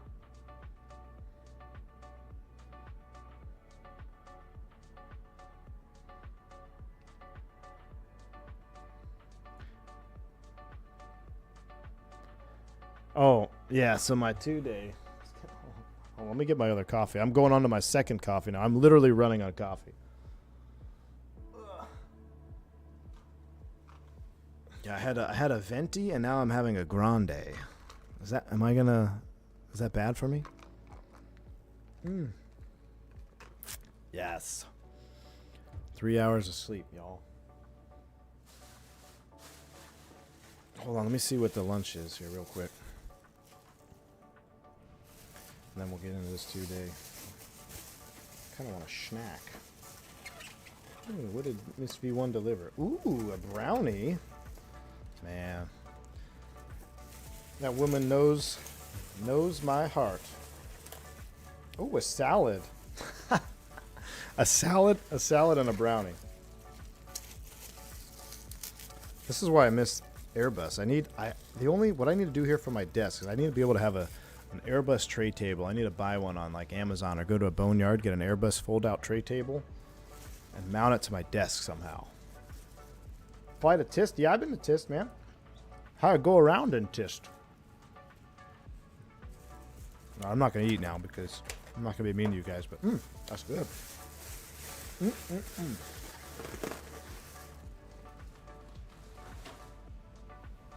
Mild to moderate heart palpitations. If I start getting heart palpitations, I'll start drinking water. I heard there was a debate going about raising the retirement to 67 units. Yeah, we don't want that, Jeremy. We don't want that. Get them out. Vote no on age 67. Tell your representatives and vote yes to always 2 crew in the cockpit. We're trying to minimize 2 crew. Have us be. You want older pilots and less of us up front? That doesn't sound good to me. That doesn't sound good to me. Sounds like you went right for the brownie. I had to test it, man. I had to test it. No, we're not quite close to TOD. So, where are we to TOD? 200 miles. So yesterday, let's get into this. So we started out. Where did I? I didn't remember where we started. So, the first day. So check this out. I picked up this trip, 2-day trip. Wasn't supposed to be bad. It's supposed to be a moderate late afternoon start on day 1, and I was supposed to be back by 9 p.m. on day 2. I'm like, all right, that's like a day and a half gone, really, not even a full 2 days. Easy trip. Good overnight, San Antonio. Staying down at the River Walk. Well, when I leave the house, get down there, and halfway to the airport, I get an alert on my phone saying my flight's delayed. I'm like, well, why is it delayed? There's zero weather. I checked it before I left the house. Turns out San Antonio lost power in the air traffic control tower, or the elevator, I think, broke. And they had people trapped in the elevator. And then they had no air conditioning in the tower. And it got so hot, because, it's like 110 degrees, that they couldn't work. I guess the work environment, they said they can't work in there. So they literally shut the tower down, and San Antonio became an uncontrolled airspace for a couple hours. And you can imagine what that did for the delays going in and out of there. So no weather, right out of the gate, slapped a 2-hour delay on my aircraft that was coming in because it started in San Antonio. And just like, okay, so start off super late. 4 legs. I flew to Memphis, which I haven't been to Memphis in a while, but got to see a lot of MD-11s. Flew to Memphis, came back, trying to make up time. Departing Memphis, get to the runway, ding, hot brakes, and it was a quick taxi, but on the way in, the first officer was flying and was a little heavy-footed. Tried to cool him, tried to baby him out, but, I mean, that ding from hot brakes on day one was the kickoff to a whole slew of issues that just continued to snowball. So we sat there for, an extra 20 minutes or whatever. Let the brakes cool back down so we can take off. All right, brakes are cool. Take back off. Back into Dallas. Now we're going down to San Antonio for the overnight. That pretty much goes off, no issues, other than we're super late. We get in 1 o'clock in the morning. I think 1:30 in the morning. We were supposed to be done around 10:30 or 11:30. So, okay, I'd rather be delayed on day one. Day two will be much better. It's go home day. Start out, go to the airport. Airplane's a little bit late getting in. Not a big deal. It comes in about 5 minutes behind schedule. Get in the airplane, and I look at the logbook, and it says that the aircraft is restricted from international travel due to chronic AQE events. I'm like, what the heck is an AQE event? Why is it chronic? I've never seen the write-up like that. If you guys remember me talking, I've talked about it a couple of months ago, about fume events on aircraft where they have oil that leaks out of the hub or the either the hub seal on the engine or oil that's streaking along the belly gets ingested into the packs, and it releases neurotoxins into the cabin air filtration system, and it can really mess you up. But it's hush-hush. No one wants to talk about it. And if you do talk about it, you're pretty much a conspiracy theorist. But I can tell you, I know firsthand someone who has been killed by this. And so there's this big thing going on with fume events. And now you can't even say the word fume event. So after some digging in the book, AQE stood for air quality event. So this aircraft was having chronic issues with air quality, meaning that there were fume events happening in the aircraft, so much so that they restricted it from international travel because they didn't want to strand an airplane and have to fly mechanics down there. So I'm like, great. I have a group chat with other captains and stuff. We always, if you have questions, bounce stuff off each other, just additional resources. And I said, hey, y'all ever seen this in the book before? My buddy's like, yeah, I actually ferried that airplane the other day at 10,000 feet because of all the issues it was having. So they ferried the airplane at 10,000 feet. They replaced the pack on it. They found contamination. They did a whole pack replacement on one side. And it should have been, and it was written off, signed off. They did a whole bunch of things. They replaced the seals on the engine to sell, all this stuff. All right, one leg, we'll be fine. It's supposed to be, it came in, there was no issue. So take off, headed to Las Vegas, and on the descent, what do you guess? Guess what happens? Sure enough, start to smell something funny, go through our procedures. Essentially, the procedure for a removal of a fume that's not a smoke fume is first thing you do is put your oxygen mask on. Make sure that you have crew communication so you can talk to each other, and then you got to isolate the problem. It's either coming from one of three areas. It's either coming from the APU bleed. The APU's not on, so we can eliminate that. Or it's either coming from pack 1 or pack 2. So you got to do an isolation. You got to test which pack it's coming from. Go through our procedure, do what we got to do. It wasn't a very bad one. I had one before that was much worse. This one was just, I would say, a mild one. But whatever. We did the procedure. We're fine. Put it on the ground. We're doing a plane swap anyway. Good. I don't want that airplane.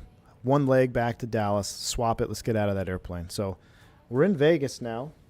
New airplane. And all of a sudden, everything shuts down. I'm like, what's happening?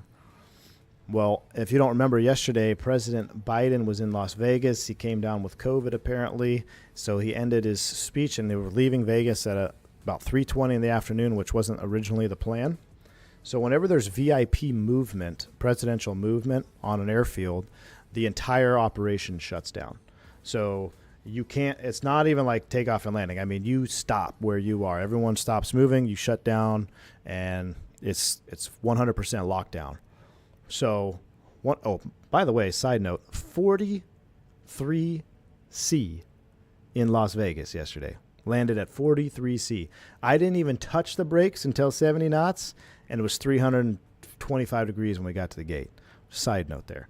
That was me. I didn't even touch the brakes, full reverse, barely used them, 325C when we got to the gate. 43C outside, hang the flaps at 1+F. Anyway, back to the main issue. So we do a plane swap, but of course we do a plane swap right when the airport shuts down for presidential movement. 30, 40 minutes go by, and now everybody can start flying again. But here's the problem. That 40 minutes where everybody is stopped, you have boarding stopped, you have airplanes at gates that aren't supposed to be at gates, you have airplanes now out holding for gates that aren't available. So we get 2 gate changes. Dallas flight's going out of here. Now it's going out of here. We get to the gate where a Dallas flight's going out, and there's a 321 on this gate that's actually going to, I forget where, and we got to load that one up first. So we didn't even get on the airplane until, I want to say like 5:30 local time, and we were supposed to depart at like 4. So we're an hour and a half behind. Of course, it's go home day, right? Okay, going down the jet bridge. I'm still spirits are good. Hey, little hour and a half delay, not a big deal. We're going to board up quick. We'll get out of here. Going down the jet bridge, meeting the crew, getting off the airplane. It's somebody that I know that, let's just say somebody that I know that I know of, and take things maybe not 100% at face value when you talk to them, just kind of one of those people. Well, he gets off the aircraft and he's like, hey, man, I just wrote it up for airframe vibration. So an airframe vibration is a pretty serious issue. And when that is written up, maintenance has a whole slew of procedures that go into effect for checking things on the airplane that have a history of coming loose, right? Anything with a hinge, gear doors, maybe slats, flaps, any access panels. So they'd have a set of checks that they have to do. So when I hear him say, and it takes a long time. It's not a quick thing. So when you hear airframe vibration, it's like, that's one of the worst things you can hear because you know it's going to take a minute. So I'm like, great. So he gives me the lowdown. He's like, yeah, man, going through about 22,000 feet. We had a pretty good vibration. I slowed down 15 knots. It went away. Didn't come back. I'm like, okay. Well, I'll take a look at it and we'll go from there. So maintenance shows up and they're doing their thing, and this takes probably an hour for them to just go through their initial checks, right? While we're sitting there, and maintenance hasn't even started anything yet, but other than just they're doing their initial checks on vibration. We get an APU low oil, an APU auto shutdown. We get a, I don't even remember what it was now. What the heck was it? A lav service panel broke off when the service guy went to open it. So now, and there's a whole procedure for that. That's actually relatively common, believe it or not, where they just remove the panel and then they speed tape the whole thing. So a lav service panel issue, and then the first officer's chair stopped working. The electrical motor stopped working in the chair, which I'm like, what? I've never had that before.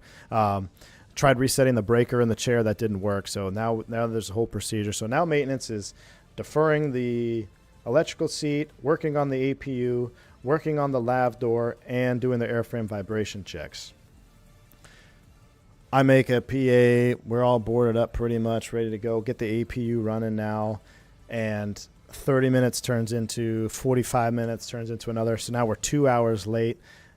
and maintenance says they found what they think could be the issue, and it's one of the nose gear panels. So 2 hours into the delay, and I'm about ready to deplane because you have tarmac delay procedures. An hour and a half, you got to give them the option. At 2 hours, everybody has to get off. And we're still at the gate. Jet bridge is still connected. So we're sitting there, and I'm thinking maybe we're wrapping things up. And then we hear this ka-chunk while we're sitting at the gate. And ding, landing gear doors not closed. So what happened was maintenance found an issue with one of the gear doors, so they dropped the gear door from the outside. And I knew that that was just gonna add a lot more time, because now whatever they're gonna do with the panels, it's gonna take a minute. So we got our gear doors open now on the ramp. Maintenance is out there. They're resecuring a screw. One of the screws that this guy is trying to fix, it's behind the nose gear strut in the corner behind like some hydraulic piping. One of the most crazy spots to get to. He's standing on the gear, like just covered in grease. He's cutting up his arms. He's trying to get to this screw. It's 43C outside. Okay. And he's in the gear well where there's obviously no airflow. It's extremely loud. I just felt maintenance mechanics are just, they're legends. Their work is, you can't appreciate those guys enough for what they go through. I mean, it's one thing when it's 72 degrees outside and a beautiful day, but when it's 107 and you're up underneath the gear and it's loud, and we have to run the APU because the ground air is not keeping the airplane cool enough because it's 107 degrees outside. I feel bad for the guy. I'm obviously not upset with the guy, but they go on and on with this screw and resecuring this panel for almost 3 hours. It's now 8 p.m. 8 p.m. I'm supposed to already be in my bed in Dallas. And I'm like, hey, the maintenance guys are gone. What's happening? I see a guy, oh, hey, we're about ready to go.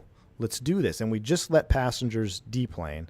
So now I run back up to the gate. I'm like, hey, let's get him back on. But the computer system went down at the gate agent. So now the gate agent has to literally verify an ID from each person and then find their boarding pass that they handed to them when they got off the airplane. So now we're reboarding at a painfully slow pace. Okay, but hey, we're still going. I'm still in good spirits. We're going to be fine. I said, all of a sudden, hey, Cap, a flight attendant comes up. I think we're timing out. Like, what? I was like, yeah, we started at 10 a.m. this morning and another base, yada, yada. I'm like, you got to be kidding me. Sure enough, now that we're reboarding, and I even this is after I was making announcements every 10 to 15 minutes, and then I got so embarrassed. I started, because I didn't know what to say. I'm like, look, we can't leave without our logbook, and until maintenance is finished, I don't have an estimate on the time. And that was it. And I had to keep making that announcement. Well, once I got the maintenance book back, I'm like, hey, let's go. So I go up to the gate. I make an announcement with the gate agent handset. Hey, this is what we have to do. Our flight attendants are getting close to timing out. Have your IDs out. Let's get on this plane as fast as we can. And so now I make that announcement. So everyone's like, okay, we're going to get on. Everyone's motivated again. And now they're timed out, and we haven't even finished boarding. I'm like, oh, my gosh, if we're going to have a riot here? We're going to have a riot. So I'm getting exhausted just telling this. Somehow, luckily, there was a flight attendant crew that was coming in from another flight that were still legal to work in Extra Lake, so they're reassigning the crew. But this takes an additional, 30 minutes easy for them to get the new crew off, because they have to deplane their aircraft, bring them over. They have a hot reserve in base, so they run that reserve over. So we've got a new set of flight attendants, but they still have to do their swap out procedures. Takes another 30 minutes. Okay. Everybody's on board. It's now 9 p.m. and we are, as a flight crew, about to time out. So we elect to extend our duty period, which is something that we can do. We can extend it up to 2 hours. And after that, you can't go any further. So like, yeah, well, I talked to the FO. He's like, yeah, I can go. I mean, let's get this done. I mean, we're all mission oriented, right? Pilots are typically mission oriented. They want to get the job done. So we both elect to extend our duty periods so we can get out. Because if we time out right there, that's it. They're going to cancel the flight. It's too late now. So we extend. New flight attendants, 9 p.m., everybody's on board. We're ready to go. All right. Close the door, lock it up. Jet bridge pulls back from the airplane. I see company message on the ECAM memo. I go McDo menu AOC. Nothing. Click AOC again. Nothing. Click AOC, click AOC, click AOC. Nothing. Can't get into the ACARS. FO McDo. McDo menu, AOC. Nothing. Click it again. Nothing. Completely locked out, frozen. Do you get paid for the time you're sitting on the ground? No. Nobody's getting paid for this, mind you, by the way, Swarm. You don't get paid till the aircrafts move. And we're still at the gate. Jet bridge is off, right? We close the door. The passengers are cheering. They're clapping. They're like, yeah, we're going to Dallas. They're happy. I'm like, okay. But now I can't get into the ACARS. I'm like, okay, not a big issue. I've done this before. System reset table, pull it out, reset FMGC, reset this. Can't get in. Well, that's not good. And we got a company message up. I got to see what the message is. I can't just push back and leave without the message. And we also need our takeoff data. I mean, we can do other methods of getting takeoff data, but what if the message is something like, hey, don't push, or hey, I have to see what the company's saying. So all my resets don't work. Everything that I can do in my power doesn't work. Call maintenance. We're still at the gate, mind you. Flight attendant calls me while I'm calling maintenance saying, hey, Cap, what's going on? Passengers are getting a little rowdy. They're wondering why we haven't pushed back yet. I mean, it's like 10 minutes now. I'm like, hey, I'm working on a maintenance issue. I'll make an announcement here in a second. I didn't make an announcement because I was literally at the limit of making announcements saying we have maintenance issues. So maintenance on the phone. He walks me through some additional procedures. Nothing fixes it. You got to be kidding me. He's like, yeah, we're going to have to bring the jet bridge back. So now here comes the jet bridge. Ding, ding, ding, ding, ding, ding, ding, ding, coming back to the airplane. I can start to hear passengers starting to say some choice words. I can start to hear some yelling in the back. I'm like, this is ridiculous. So door opens up, and now everybody knows. So I pick up the handset. I'm like, hey, I know I don't know what to say. I think I said something along the lines, it's almost comical, the amount of issues that have been stacking up against us here, but I got maintenance on board. They're going to clear an issue for us here in a box. And they started screaming. They started yelling, a select few. And in their defense, I mean, look, we are almost 6 hours behind schedule now. They've been on an airplane. They've been jostled around. Terrible experience for everybody involved. So I don't have any, yeah. So the same guy that was in the wheel well all frickin' day in the 107-degree heat comes back up. He's like, what the hell's going on, man? I'm like, look, it's like, dude, you have to fix this. If you can't fix this, this airplane will riot. You need to help us out. So he's like, all right, let me see. He does some resets. We got to completely reset something else that I didn't have a procedure for. And by the grace of God, hey, reset AOC menu, it works. 5 minutes. I got to write it up in the logbook. It does a little thing. Fastest sign off I ever seen. He's on the phone with MLC, gets all their paperwork. Boom, boom, boom. All right, we're legal. Book is signed off. Ladies and gentlemen, close the door. We're going to Dallas. Okay, 9:30, 9:45, pushing back. In the pushback, ding, ding, ding, ding, ding, flight attendant's calling me. Never a good sign. So, hey, Cap, I got 2 passengers, 16-year-old kids that they want to get off the airplane. I'm like, are you kidding me? You're joking, right? I cannot, and we're already off the gate in the alley. I'm like, well, yeah, they're on their phone with their mom, and their mom is telling them to get off the airplane. Like, I can't bring this aircraft back to the gate. Like, for the safety of the crew involved, I don't think I can bring this aircraft back to the gate. So I'm talking to the pushback driver. I'm like, hey man, can you just stop the push right here for a second? Just hold the push. So we stopped the push in the middle of the alley, and I called operations. I'm like, this is the deal. And they're like, stand by. And while we're standing by, flight attendant calls back up, says, the kid, now they want to go. And I'm like, this was right as I was about to key the mic to tell the tug driver to start pulling us back forward. I'm like, okay. And I said, okay, we're going. That's it. So disregard to operations, disregard. They're on board with going now. Continue the push. But I've been a captain for a while, guys, and the amount of just jostling back and forth and the issues that we've been having with the pad, like, I honestly felt if we returned to the gate at that moment, I would have been on local news. It just would have been absolute mayhem. So they want to go, right? Okay, so good deal. We're on our way. I need to set up a TOD in here somewhere, don't I? We're probably reaching our TOD soon. I don't know what the bottom altitude is. Let's just set something in here so we know when it starts down, when we need to start down. We'll set 19th out for now. All right. Pushback. Start them up. Let's go. Max Barak, the flight was cursed. Dude, I started thinking of this. Right? I'm like, is there something going on here? Is this like divine intervention telling me that we shouldn't go? Not to mention, I'm about to take an airplane off that just had airframe vibration. Supposedly they found something and fixed it. Like, what? With all the other issues we have. All right. So that was in the back of my mind, though. Start them up, 2-engine taxi. Get to go by the C5 or C17 that was the presidential one or whatever they call it. It's like, so whenever presidential movement happens, they fly in this, I think it's a C17 actually. I think that it's a C17. They fly it in and it's all the security and everything. So we were behind them, which was, I mean, I saw it taxiing right to left. I'm like, what the hell is that? Because it's dark out and I'm like, that's a high wing with 4 engines. I'm like, oh my gosh, it's a C17. So anyway, I got to see that. That was kind of cool.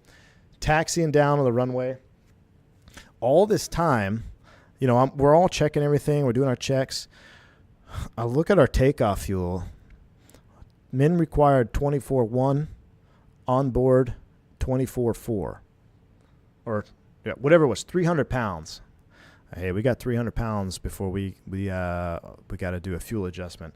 Now we had an alternate, which I'm sure we could have adjusted. So I didn't think we were in the threat of having to go back to the gate to get more fuel. It was just like, I don't want to have to sit there any longer to get below our min fuel. So we're taxiing down and going kind of fast, right? But I'm also gauging the wheel brakes because it's still 40 degrees Celsius at 10 o'clock at night. You're going down Charlie to 2.6 right, you will smoke those brakes. So I'm trying to be real careful not to heat up the brakes, but I don't want to go too slow. I don't want to go too fast, but we only have 300 pounds until we hit our bingo fuel for takeoff.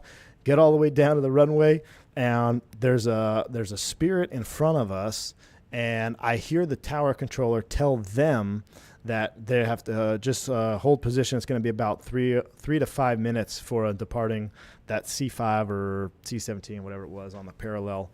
Or I don't know if it was that C17. I think it was actually someone else departing the crossing runway. Like, great. So now we got to sit here. Not only are we sitting here burning fuel, but now I'm looking at the brake temps going up. They're going up. They're going up. No brake fans. 225, 250, 255, 260. Then that Spirit gets cleared for takeoff. They go out. All right, they tell us, they're like, hey, line up and wait, 26 right. Taking the runway at 24.2. So we got 100 pounds. It was actually 24.280, so we had a little bit more than that. We needed 24, and really we needed 24.08, but I always round it up, so I had 24.1. And we're sitting there, and I'm just thinking, man, if we hit our bingo fuel, that's it. Like, I don't think I'm going to do this flight. Sure enough, we get our takeoff clearance. Brakes are at 275. I tell the FO, it's his leg. I'm like, hey, man, if we get a hot brake on this, let's be wary of it. We are not going to reject the takeoff for a hot brake. We'll hang the gear if we need to. Got our terrain on ND, so I'm already thinking ahead, like, hey, what if we get an ECAM on the takeoff roll? Because there's always debate, like, if you have hot brakes already and you do an RTO, it may be more dangerous for lateral control of the aircraft to RTO with hot brakes than to continue the takeoff and just let the gear hang and cool off. So brief him on that. 24.2 on the fuel, whatever it was, like 150 pounds to go, clear for takeoff, let's go. Boom. We start rolling down the runway. Everything's fine. Airplane is very loud and like shaky feeling. There was a rattling in the throttle quadrant, the thrust quadrant, that I've never heard of before. I've never heard it on the airplane, on the Airbus before. Like, this airplane is just jacked up. I don't know why. It just seemed like an old Rick, and it was a newer CEO aircraft. It wasn't even an old one. We're out of here. We're fine. We're on our way to the good old DFW. Well, as soon as we're climbing out, he's flying the aircraft, going through 22,000 feet. Start to pick up a vibration. And I've had vibrations before from loose panels, just some loose rigging. Looks like we're starting down. I think Team Vodka said it was 13 thou. We'll set 13 here. FMC drag required, huh? We'll be all right. We'll hold if we need to. We're almost done anyway. This is just all in one day. So we get this vibration, and it's not a vibration that I've ever felt before. This one is pretty significant. So initially, I go up, I run the speed back. That's the first thing you do. Any type of vibration, slow down, right? You could be something loose, could be something fluttering. You don't know, slow it down. So I roll it back 10 knots, and I think we're doing 300 now. I was saying we're doing like 310. Now we're down to 300. Vibration goes away. Or maybe I went to 290. Okay, so assess the situation, right? Everything's fine now. That was already reported up. It lasted about 40 seconds. It wasn't comforting, but I wasn't to the point where like, hey, we're going to just declare and head back. We continue climbing out. We hit 30,000, or no, we hit like 29,000, going through 28, 29,000. Starts coming back pretty strong. Immediately reach up, slow it down. Right when we got below 270 indicated, which I think up there was right about 7.4-ish Mach, 7.3 because we're still climbing, it faded away. And I looked at the FO and I said, hey, if we get anything else from this airplane, we're done. We're bugging out. We're going back to, we're either going to Phoenix or we're going back to Vegas. I had the closest airport page up. Now, going that route, mind you, this is at night, IMC, thunderstorms still going on. I didn't even talk about the weather, but we're dodging thunderstorms at night, IMC, over mountainous terrain, and you have your off-airway descent points and all that we're looking at. So I had the closest airport page up. I've showed you guys that on the Airbus McDo. I have Vegas in the Prague page because I want that one. And I also have a Phoenix hard-tuned on his side just so we have an immediate three-direction where we want to go because you can't continue east over the terrain if you got to descend down. So you talk about, like, being on your toes. I mean, I was very alert. And I haven't been – I told you there's 2 times I was scared in an airplane before.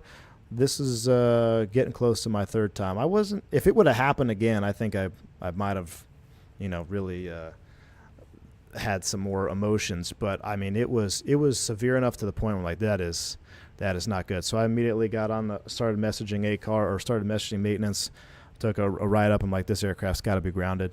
Got to fix some more stuff on it, or they got to find there's something definitely causing it. So we flew 31,000 feet at 7.4 Mach, and they want us to climb up. I'm like, hey, we're not. I talked to the FO, discussed about it, because as you climb, your true airspeed is going to increase, right? I didn't want to increase any more speed. I didn't want any more stress or any more drag on the airplane. So I said, we're just going to stay here. 7.4 Mach, 31,000 is our max. And trying to get through those thunderheads there at 31,000 feet, definitely a little bit sketch. But I felt in the interest of safety, it was better to just keep the aircraft in a state that we know was stable and just deal with the weather the best we could. And so we limped it in. On our descent, just the icing on the cake, 2 things happen. On the descent, fuel tank, ding, outer tank fuel valve, what does it say? Outer tank fuel valve or something like that. Basically, those tip tanks, one of them failed to open. One of them opened. And I've had that problem before. It's not common, but it is something that can happen. But that immediately takes like 30 minutes of fuel off your flight plan, because now you have 1,500 pounds trapped in the wingtip. But luckily we're on the descent, and it just is almost comical, right? Because you have all this stuff building up. It's now 2 o'clock in the morning local. And as we're ready to go through 10,000 feet, the FO looks at me and goes, hey, Cap. I'm like, yeah. He's like, you forgot to fill out a delay report. And we both just lost it laughing, because it's like, in the moment with everything that's been going on, your airplane is freaking vibrating, all the delays we've had. Now we got this fuel stuck trap thing. And the last thing he thinks of is, hey, you didn't fill out a delay report. And it was in like comedy. So it was comic relief for both of us. Landed without issue. Had to wait for a gate for like 30 minutes. I didn't get home till 4:15 in the morning. 4:15 in the morning. So that was my experience yesterday. And AJ, don't ever say I never gave you a podcast, because that basically counts as a podcast free for all. If you guys enjoy that, consider becoming a member. I do have a whole slew of podcasts that you can check out where I have Cockpit confessionals just like that one. But that was all in a day's work. All in a day's work, chat. One thing after another. One thing after another. But FO was a stellar lad. Mr. Diaz. When stuff like that happens, having a good crew and a competent pilot next to you just makes your life that much better, and just it makes the situation that much more manageable to overcome, you know. So couldn't have had a better FO. And he actually, also funny, I forgot to mention this, when we were at the gate, so fast forward to day one, he was telling me about his brother who just got on with Kalita.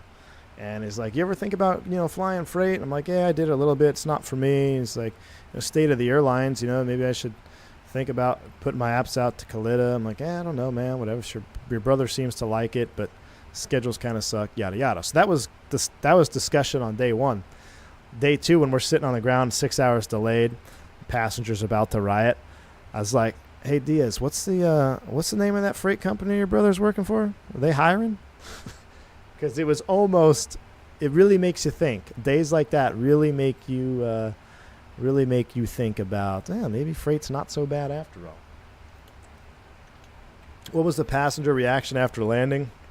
To be honest, I couldn't tell you, Sammy. I had my noise canceling headset on. You can't hear anything from the back.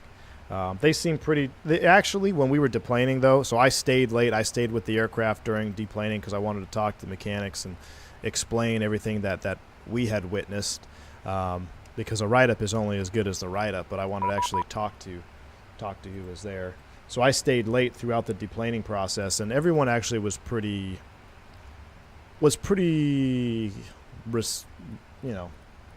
say relieved, but they weren't mad. They weren't as mad as I thought. They were pretty thankful that they actually made it in, albeit it was 2:30 in the morning when we landed. So 119.5, Skibo's up. Bogota approach. Murphy's Law hitched a ride. Yes, it did. Oh, this dude's got an accent. Yes. This is just like Bogota. All right, we got to pay attention, Chad. I got to fly here next month. Don't do Kalita. Lido. Bogota approach. Good afternoon. LATAM 357 Heavy out of 18.8, descending via the Teja 3. 357, good afternoon. Descend to 17,000, altimeter 1027. All right, descend to 1717. Confirm it was 17,000 for LATAM 357? That is affirmative, 17,000.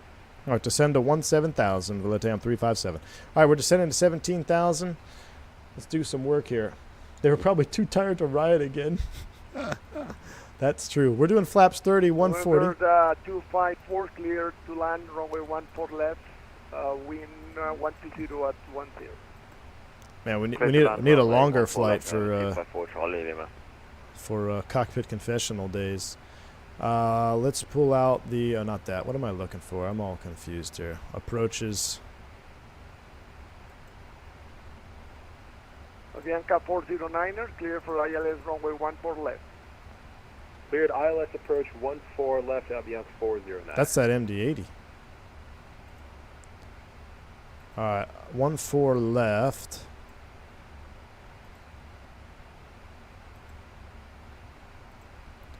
That's us. Let's get our minimum set up in here.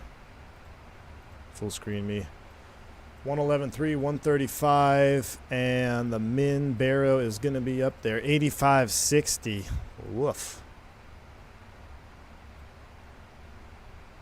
Columbia 357, say indicator speed.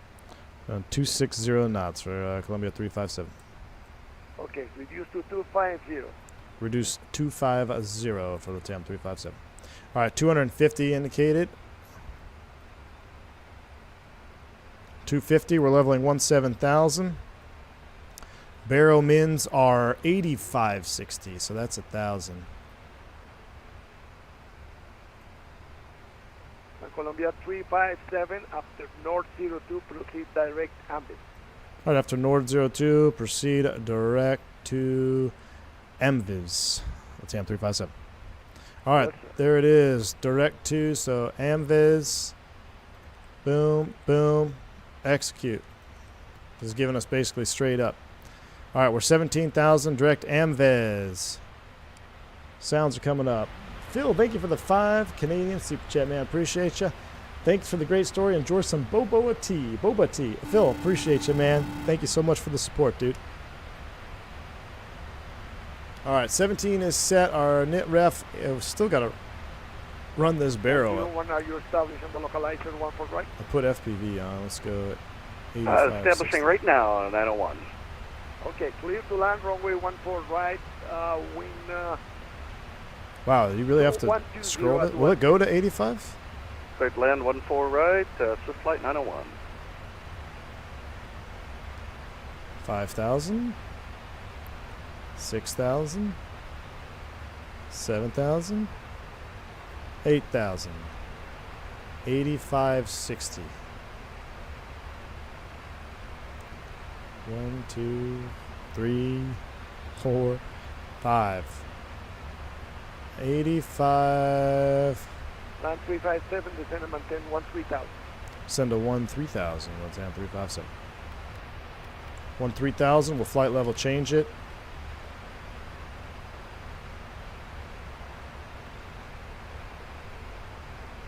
$85.60. We're going to be auto brake 2. We'll come down here. And where is the gosh, there was a VNAV off path descent, and I want to do. I watched a black box video on this. What's that FAF?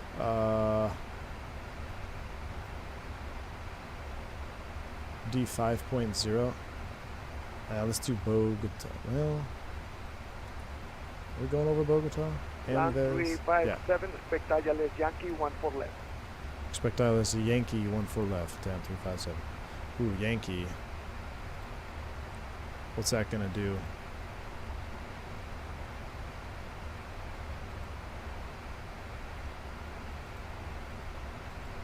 Yeah, Yankee Amviz, still the same. 409er, are you in the localizer?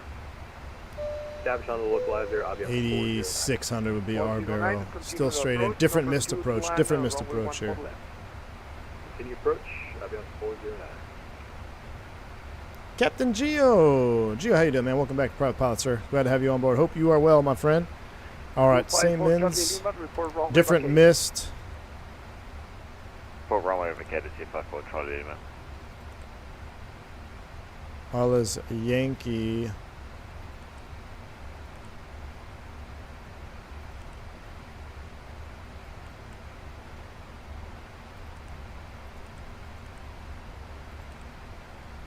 All right, Yankees in there. There's our different missed approach. That looks good. 8560. It's actually going to be 8600 now. 8600 in the barrow is set. 8600. We're 250. 1,000 feet to level off. Number 254 Charlie Lima, runway vacated.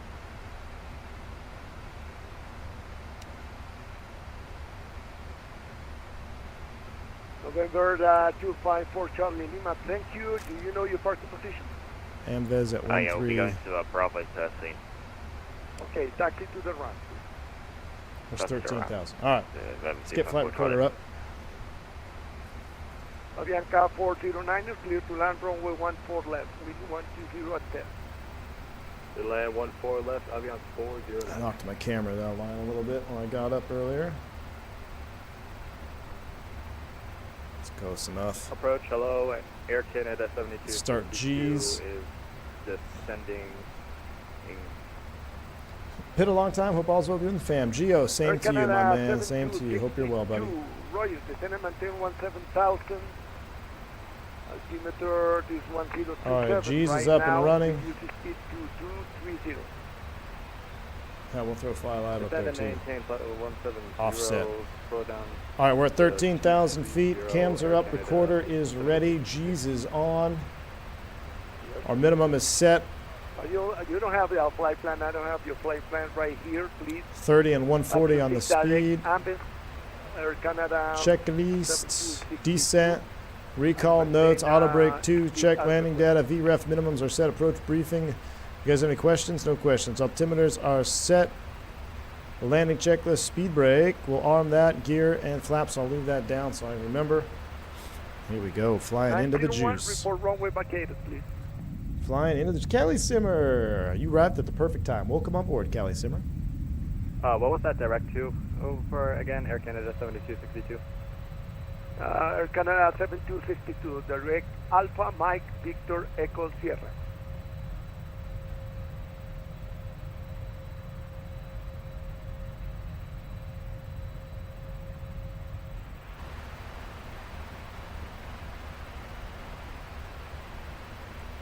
I want to slow down. I feel like we're hauling Land ass. 357, report established on the localizer. I will report established, land 357. I'm coming back to 180. Air Canada 7262, do you copy? Direct Ambis Alpha Mike Victor Echo Sierra. Loke is armed. Can we get Loke a is heading captured. select, please? Because I can't find it. Okay, that is your initial approach peak, so the heading now is heading 125. I gotta get clear Heading approach 125, here. Air Canada 7262 heavy. Okay, expect ILS Yankee 14 right, Air Canada 7262. Heavy. Spec ILS 14 left, Air Canada 7262. One Flightline 1, right. we're clear of What we the will do active for you will be onto 14 right. Papa here. He's gonna give me glide slope from above. I'm not prepared for this. Approach for land 357. Can you confirm we are cleared approach, or you just want us on the localizer? Okay, land 357, you are clear for ILS Yankee 14 left. Cleared ILS Yankee 14 left, land 357. All right, I'm gonna vertical speed down. Down, down, down, down, down. Not up, not up. Air Canada 7262, descend and maintain 125, What clear are you for doing? ILS Vertical Yankee speeding me 14 up, right. brother. Descend and maintain All right, flight director off. We gotta catch this up here. Gear down. Air Canada 7262. 13,000, 13,000. Ah, she altimeter gave us such a 1027. late glide slope from above. Vertical speed. 13,000, Air Canada 7262. Flaps 15. Runway's in sight. Recording's on.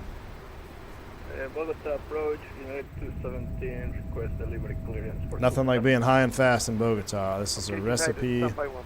for not goods. This is a recipe for not good. Full flaps coming in. Glide slope is coming back. Go around altitude is 13,000, I think, going back around. Yep, speed brake extended. I know that's me. We'll stow it. We'll arm it. All right, landing checklist complete. 140 on the speed.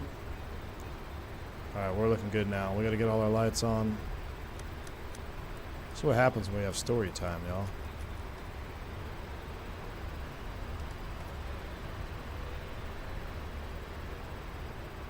Time for the virtual cockpit confessional. Runways in sight. Do you guys hear like phantom sounds in the background? I swear I hear like too low gear. Too low gear.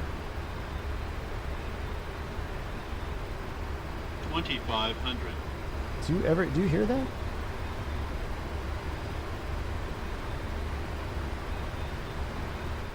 I swear I hear something in the background. Okay, well, we're actually going below the glide slope. Let's fix that. Let's get our trim up proper here.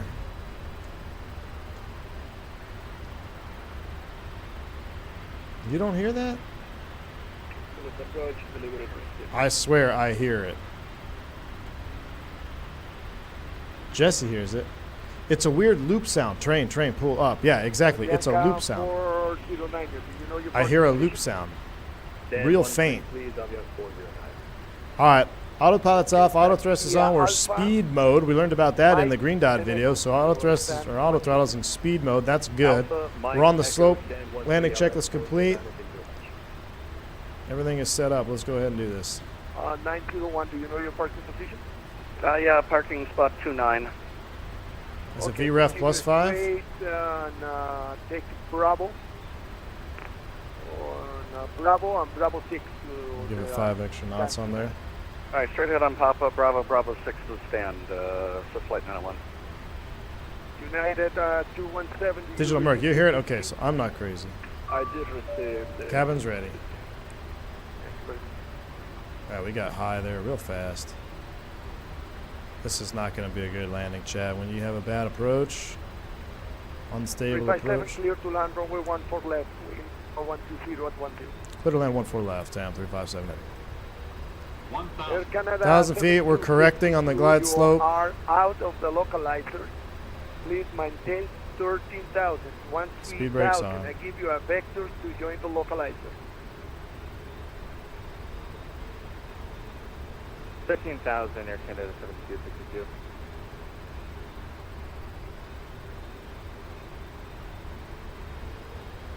Air Canada, turn right heading 330 to your right. Air Canada 7262.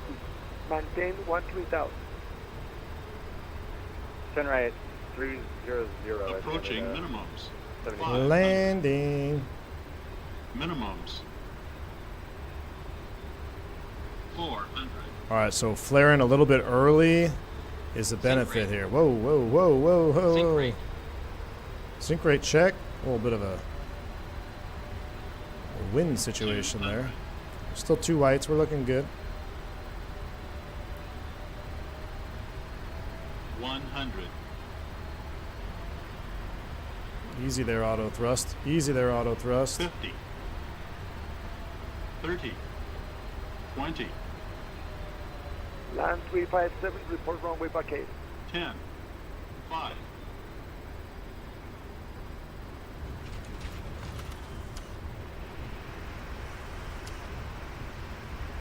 Not legal. Not legal. I know. But it was a butter.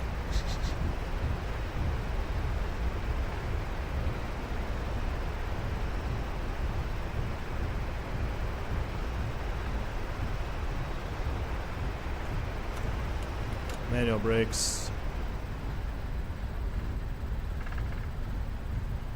Hey, wanted to get the butter, okay? We've been smashing the MD-11 for the last week. Columbia 357, please report runway blockade. We'll report runway vacated, Columbia 357. Hopefully there's a taxiway turnoff down here.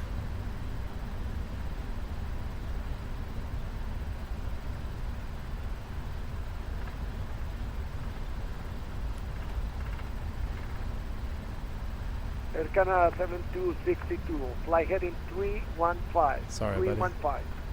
It's got to go around. 315, Air Canada 7262. TAM 357 is clearing the way. 14 left. Thank you. Do you know your parking position? No, we actually don't know that. 357. Okay, I'm gonna taxi to the gate 47 via Alpha Bravo 9. Alpha Bravo 9er, gate 47. Thank you, TAM 357. All right, let's clean it up. Plenty of runway. Had to go for the butter. We'll stop the recording. Love it. Love it, love it, love it. All right, let's kill these. Boom, boom, boom.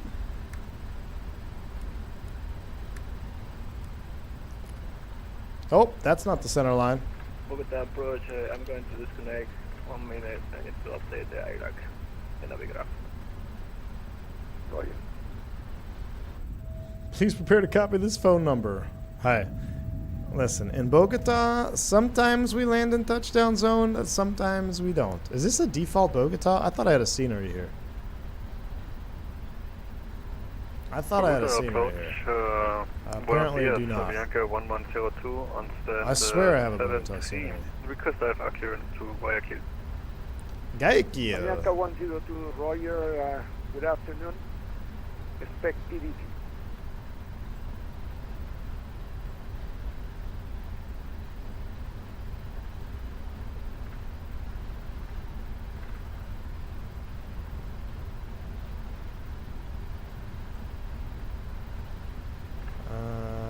Bravo 9er. Spot 9 up there. There's a click spot to turn off all the landing lights once above the middle. Really? Oh, look at that. That would have been nice to know. Hey. Thrust set, where you been all my life, man? Where you been all my life? Oh, look at that wing flex and the sound. Like the sounds are so much better. I actually really enjoyed those sounds. 62, fly heading. Could have a little bit more roar, right? A little bit more like growl on takeoff. Expect ILS Yankee 14 right. Do you have your charge on board? Nope, no charts. It's Aero Sucra. Sometimes we bring charts, sometimes we don't bring charts. No, we do not have our charts on board. Nice. Okay, it's necessary to fly with your charge for fly instrument approach. So I'm gonna give you the vectors Air Canada. or make a visual approach. He's Canadian. He doesn't know what charts are. In Bogota, sometimes we transport non-existent CIA packages. Sometimes we do. Kyle Ferris, I don't think I'm going to try FT Sim. I think I like these sounds actually were pretty good. We're just going to go right in here, I think. This is Alpha 9er. Oh, Bravo 9er. One more. Actually, this is it. This is Bravo 9er right here. This little jaunt.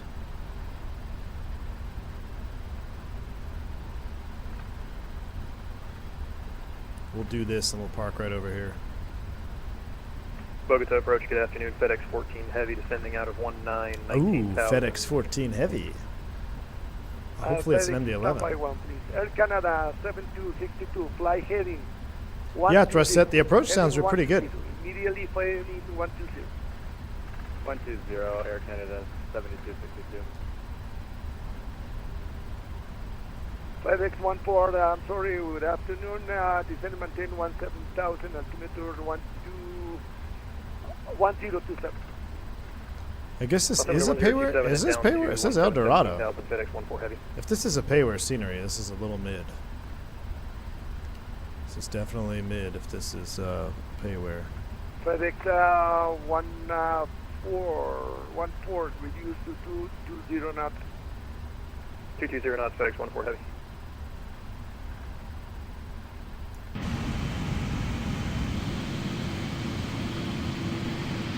I don't know. Is it default Team Vodka? I'm not sure. I swear I thought I had a Bogota scenery. 7262, heading 140 now. 140. That's one. It's got to be default, right? 140, Canada 7262. What did G say? 109. Ooh, yeah, 109 at 1G. Zero bounces. Expect ILS Yankee 14 left. Beautiful. Absolutely I left Yankee 14 left beautiful. for FedEx 14 Heavy. I guess, are we going to deplane all this nonsense? FedEx 14, I see you are flying direct Ambus, that's right? Correct, we are direct Ambus, FedEx 14 Heavy. Okay, please reduce the speed at minimum practical. I have another airplane, another heady, and radar vectors without charge, so please reduce the speed at minimum. Without charts. Descend and maintain 13,000. Down to 13,000 and we'll maintain minimum practical, FedEx 14 Heavy. Well, I'm going to have to fix my Bogota because I need some Bogota real life practice. All right, engines are spooling down. Air Canada 7262, descend and maintain 12,000. 12,000, Air Canada 7262.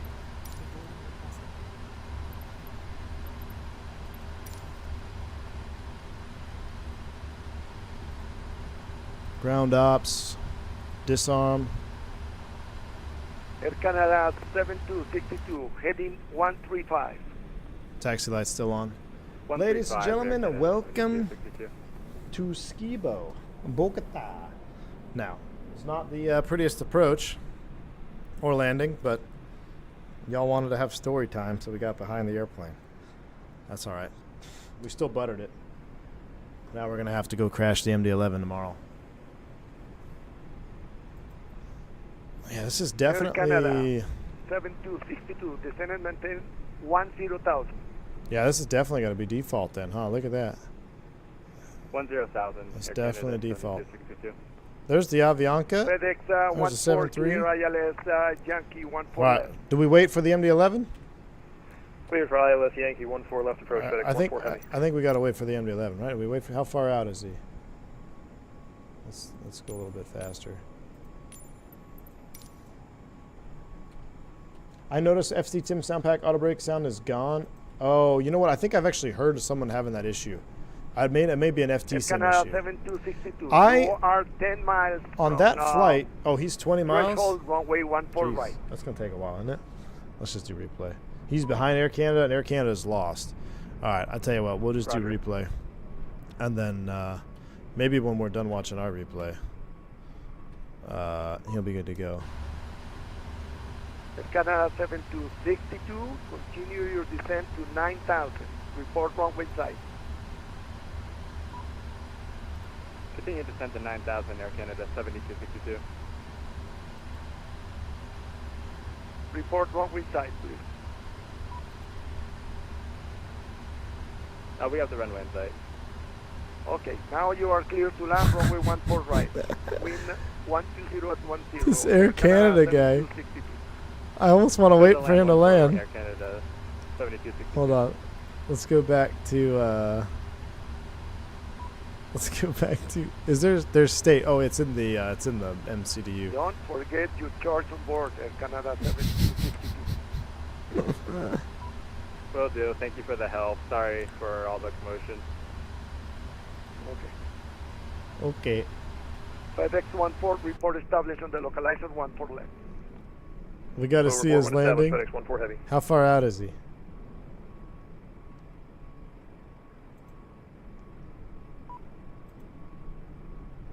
Bogota approach is based.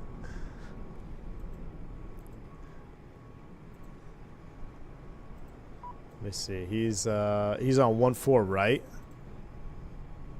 Oh yeah, there he is. All right, hold on. We got freaking Air Canada flying down here in Colombia without charts on.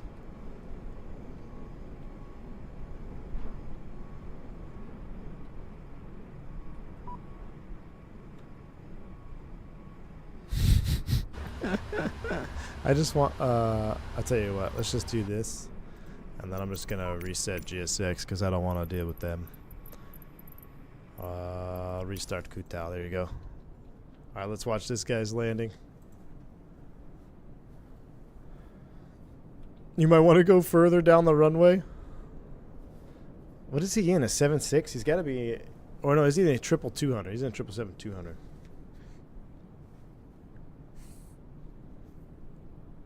Bogota approach FedEx 14 heavy. We are established on the localizer for ILS 14 left. FedEx 14 heavy, clear to land runway 14 left, wind 120 at 10. Clear to land runway 14 left, FedEx 14 heavy. All right, 14 left. FedEx will be over there, so we'll actually probably be able to hit both of them. All right, Air Canada, no pressure. Is this the Canadian? Canadian, are you flying this 7.6 with no charts? Similar, he's a 777-300. It looked like a short one at the gate earlier. Avianca 110 on stand 7. Oh, is that a bounce? A float? Oh, I guess we can't really talk about floating because we floated ours out. Not bad. That's actually, he redeemed himself for not having charts on clear board. to push. He redeemed himself. Spot 30, call me ready for taxi. He redeemed himself. We're cleared for push and start, and will do. Avianca 110. Okay, Avianca. Alright, where's the 7011? 262, report runway clear. Come on, where's this MD-11? I hell, the wheels disappear in the sim on AI. Drives me nuts. Yeah, I think it's the model. I swear my model matching before was better. His was definitely legal. Yeah, we stretched it out a little bit. Maybe the tail was still on it. Was the tail still on it? Volaris 341, chequea el micrófono. Volaris 341, fuerte y claro. Volaris 341, usted está situado Volaris. en la misma puerta de un 737-800 de United. This is real life, y'all. Ay, una disculpa, apenas me di cuenta, déjame cambio de puerta. Ok. Air Canada 7262, taxi next to your left, Papa to the gate 82. Taxi to the gate 82 via Papa Air Canada 7262. Where's this MD? Come on, MD-11. Where's he at? Have ever flown to Lisbon? I think we did Lisbon when we did the Euro tour many years ago. Hold on, where's our dramatic music theme? Hold on. Dramatic.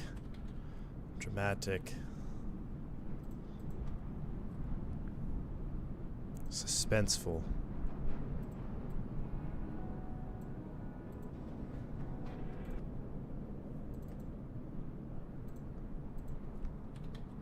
Oh no, suspenseful is what we need, right? Suspense.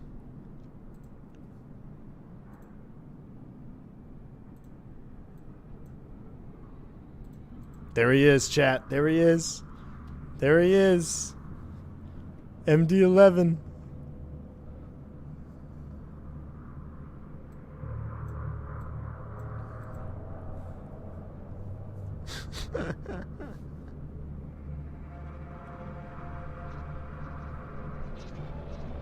He looks really high. Is this the same guy? Is this Thomas Ray? Is he dropping it in from above? Glide slope from above? I wish we had wing flex on that MD-11. I mean, that still looks pretty cool. That silhouette is spicy. Odds are 2 for 1 on a go-round. I'll take that. Now he's dropping it down a little high. I mean, the winds were blowing about straight down the runway, about 17, 20 knots. They were blowing pretty good.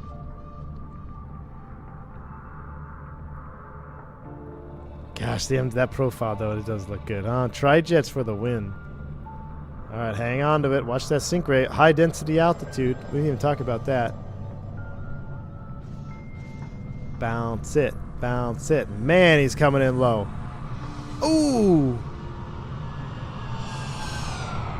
Smashed it on the numbers. Alright. That's enough fun. That's pretty good. Hey, he's down. At least this was legal. Barely, though. Because he almost put it in the freaking dirt. Alright. Let's disconnect. Let's see how we did. Let me reset this camera so I can use this for our touchdown flyby. Let's come back here. Let's go panel state approach. Execute. Let it do its thing. Solid 2-wire. Casual MD-11. Oof. That doesn't sound good. I gotta start up. Get our flaps out.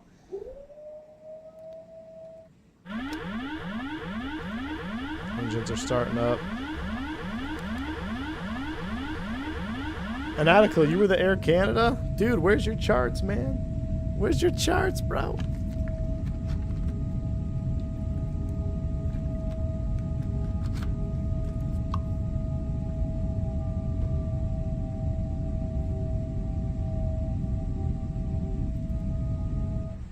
Alright. Throw it into replay mode.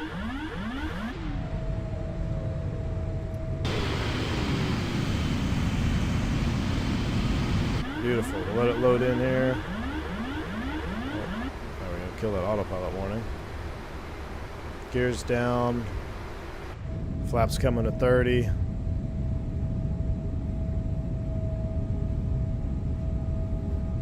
My Navigraph subscription failed. I mean expired.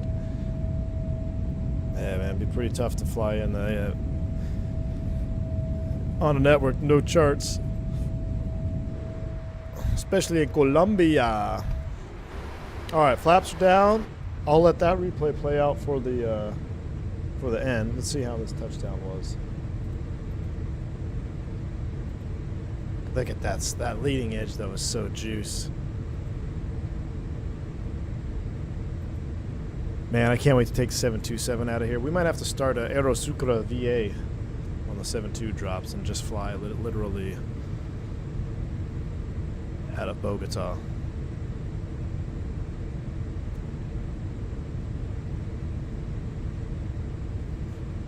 Oh, I need to turn the auto throttle on, don't I?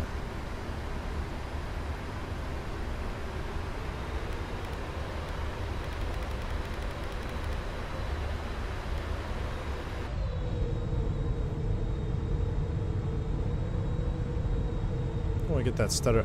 I noticed. I think it's. I get a stutter in this airplane on replay mode. I don't know what that's all about. Gosh, that wing though looks so good. I love this view though. This is the view right here.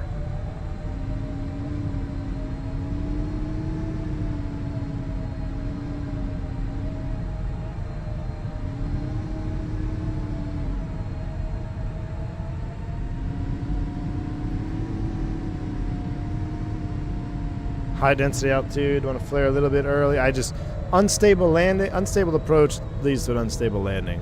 Just how it happens. Hold it off. Be legal or go for the butter? Go for the butter. Ooh, yeah. The reeser.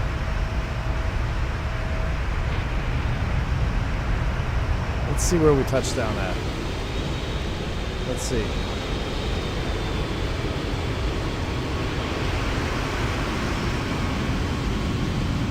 Long landing. Long landing. Brakes are getting hot.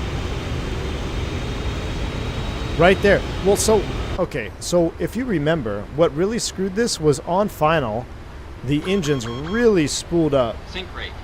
On short final, they really spooled up for the speed.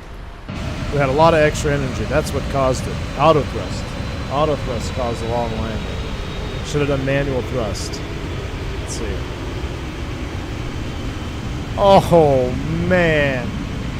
That was 0.77 G according to... not very good on centerline. Really. I mean, that was a wheel drag. Where's Infi and Ewok when you need him? That was a wheel dragger. That was worth the Fokwa gatekeeper call. Like, hey, Bogota landing 1-4 left. Yeah, I remember, smoothest landing of my life. Well, you landed outside the touchdown zone. Yeah, I won't do it again. The boogie. Where did we touch? Oh, come on.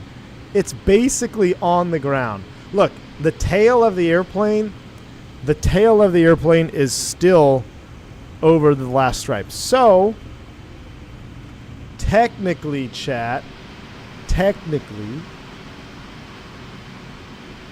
I think this was legal. Let's watch it in slow-mo. 0.25 speed with no frame gen. Hold on, let me lower it so we can really see it drag on there. Oh my goodness, look at that. I mean, it didn't even smoke until the boogies came down. Come on, that was barely legal, chat. Just how we like it. Barely legal and smooth as butter. Alright. I'm going to give you a sunset. You can watch it at sunset. See the brakes all getting smoked up here. Well, actually, I forgot to mention too, Chad. This is probably the last stream on this rig that you're watching. This rig has carried this channel from day one. Oh, we're still in 0.25 speed. That's not gonna work. Maybe I'm gonna try to set up for tomorrow an MD-11 flight with the new PC. It'll be the first stream ever. It's kind of sad. This computer's been with me for a long, long time. If you remember, I was using a hacksaw at the original V1 HQ to fit my 3070 in there. Romulus was like, what about the metal particles that are all over your motherboard? I'm like, I'll be fine. Yeah. Salute to the rig, Ginar. Bring on the new one. All right, y'all.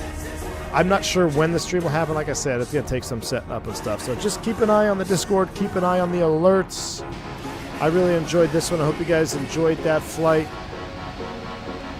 Had a little chat story time and cruise. Look at this greaser. Just dragged it on. My goodness. It don't get much smoother than that, chat. All right. Thank you all for the support. Good sentimentals, but try not to. Thanks for the super chats, the bank angle checks. Appreciate y'all. You guys are awesome. I'll see you on the next one. Stay safe, stay healthy. I'm V1. See yous in chat. Soup!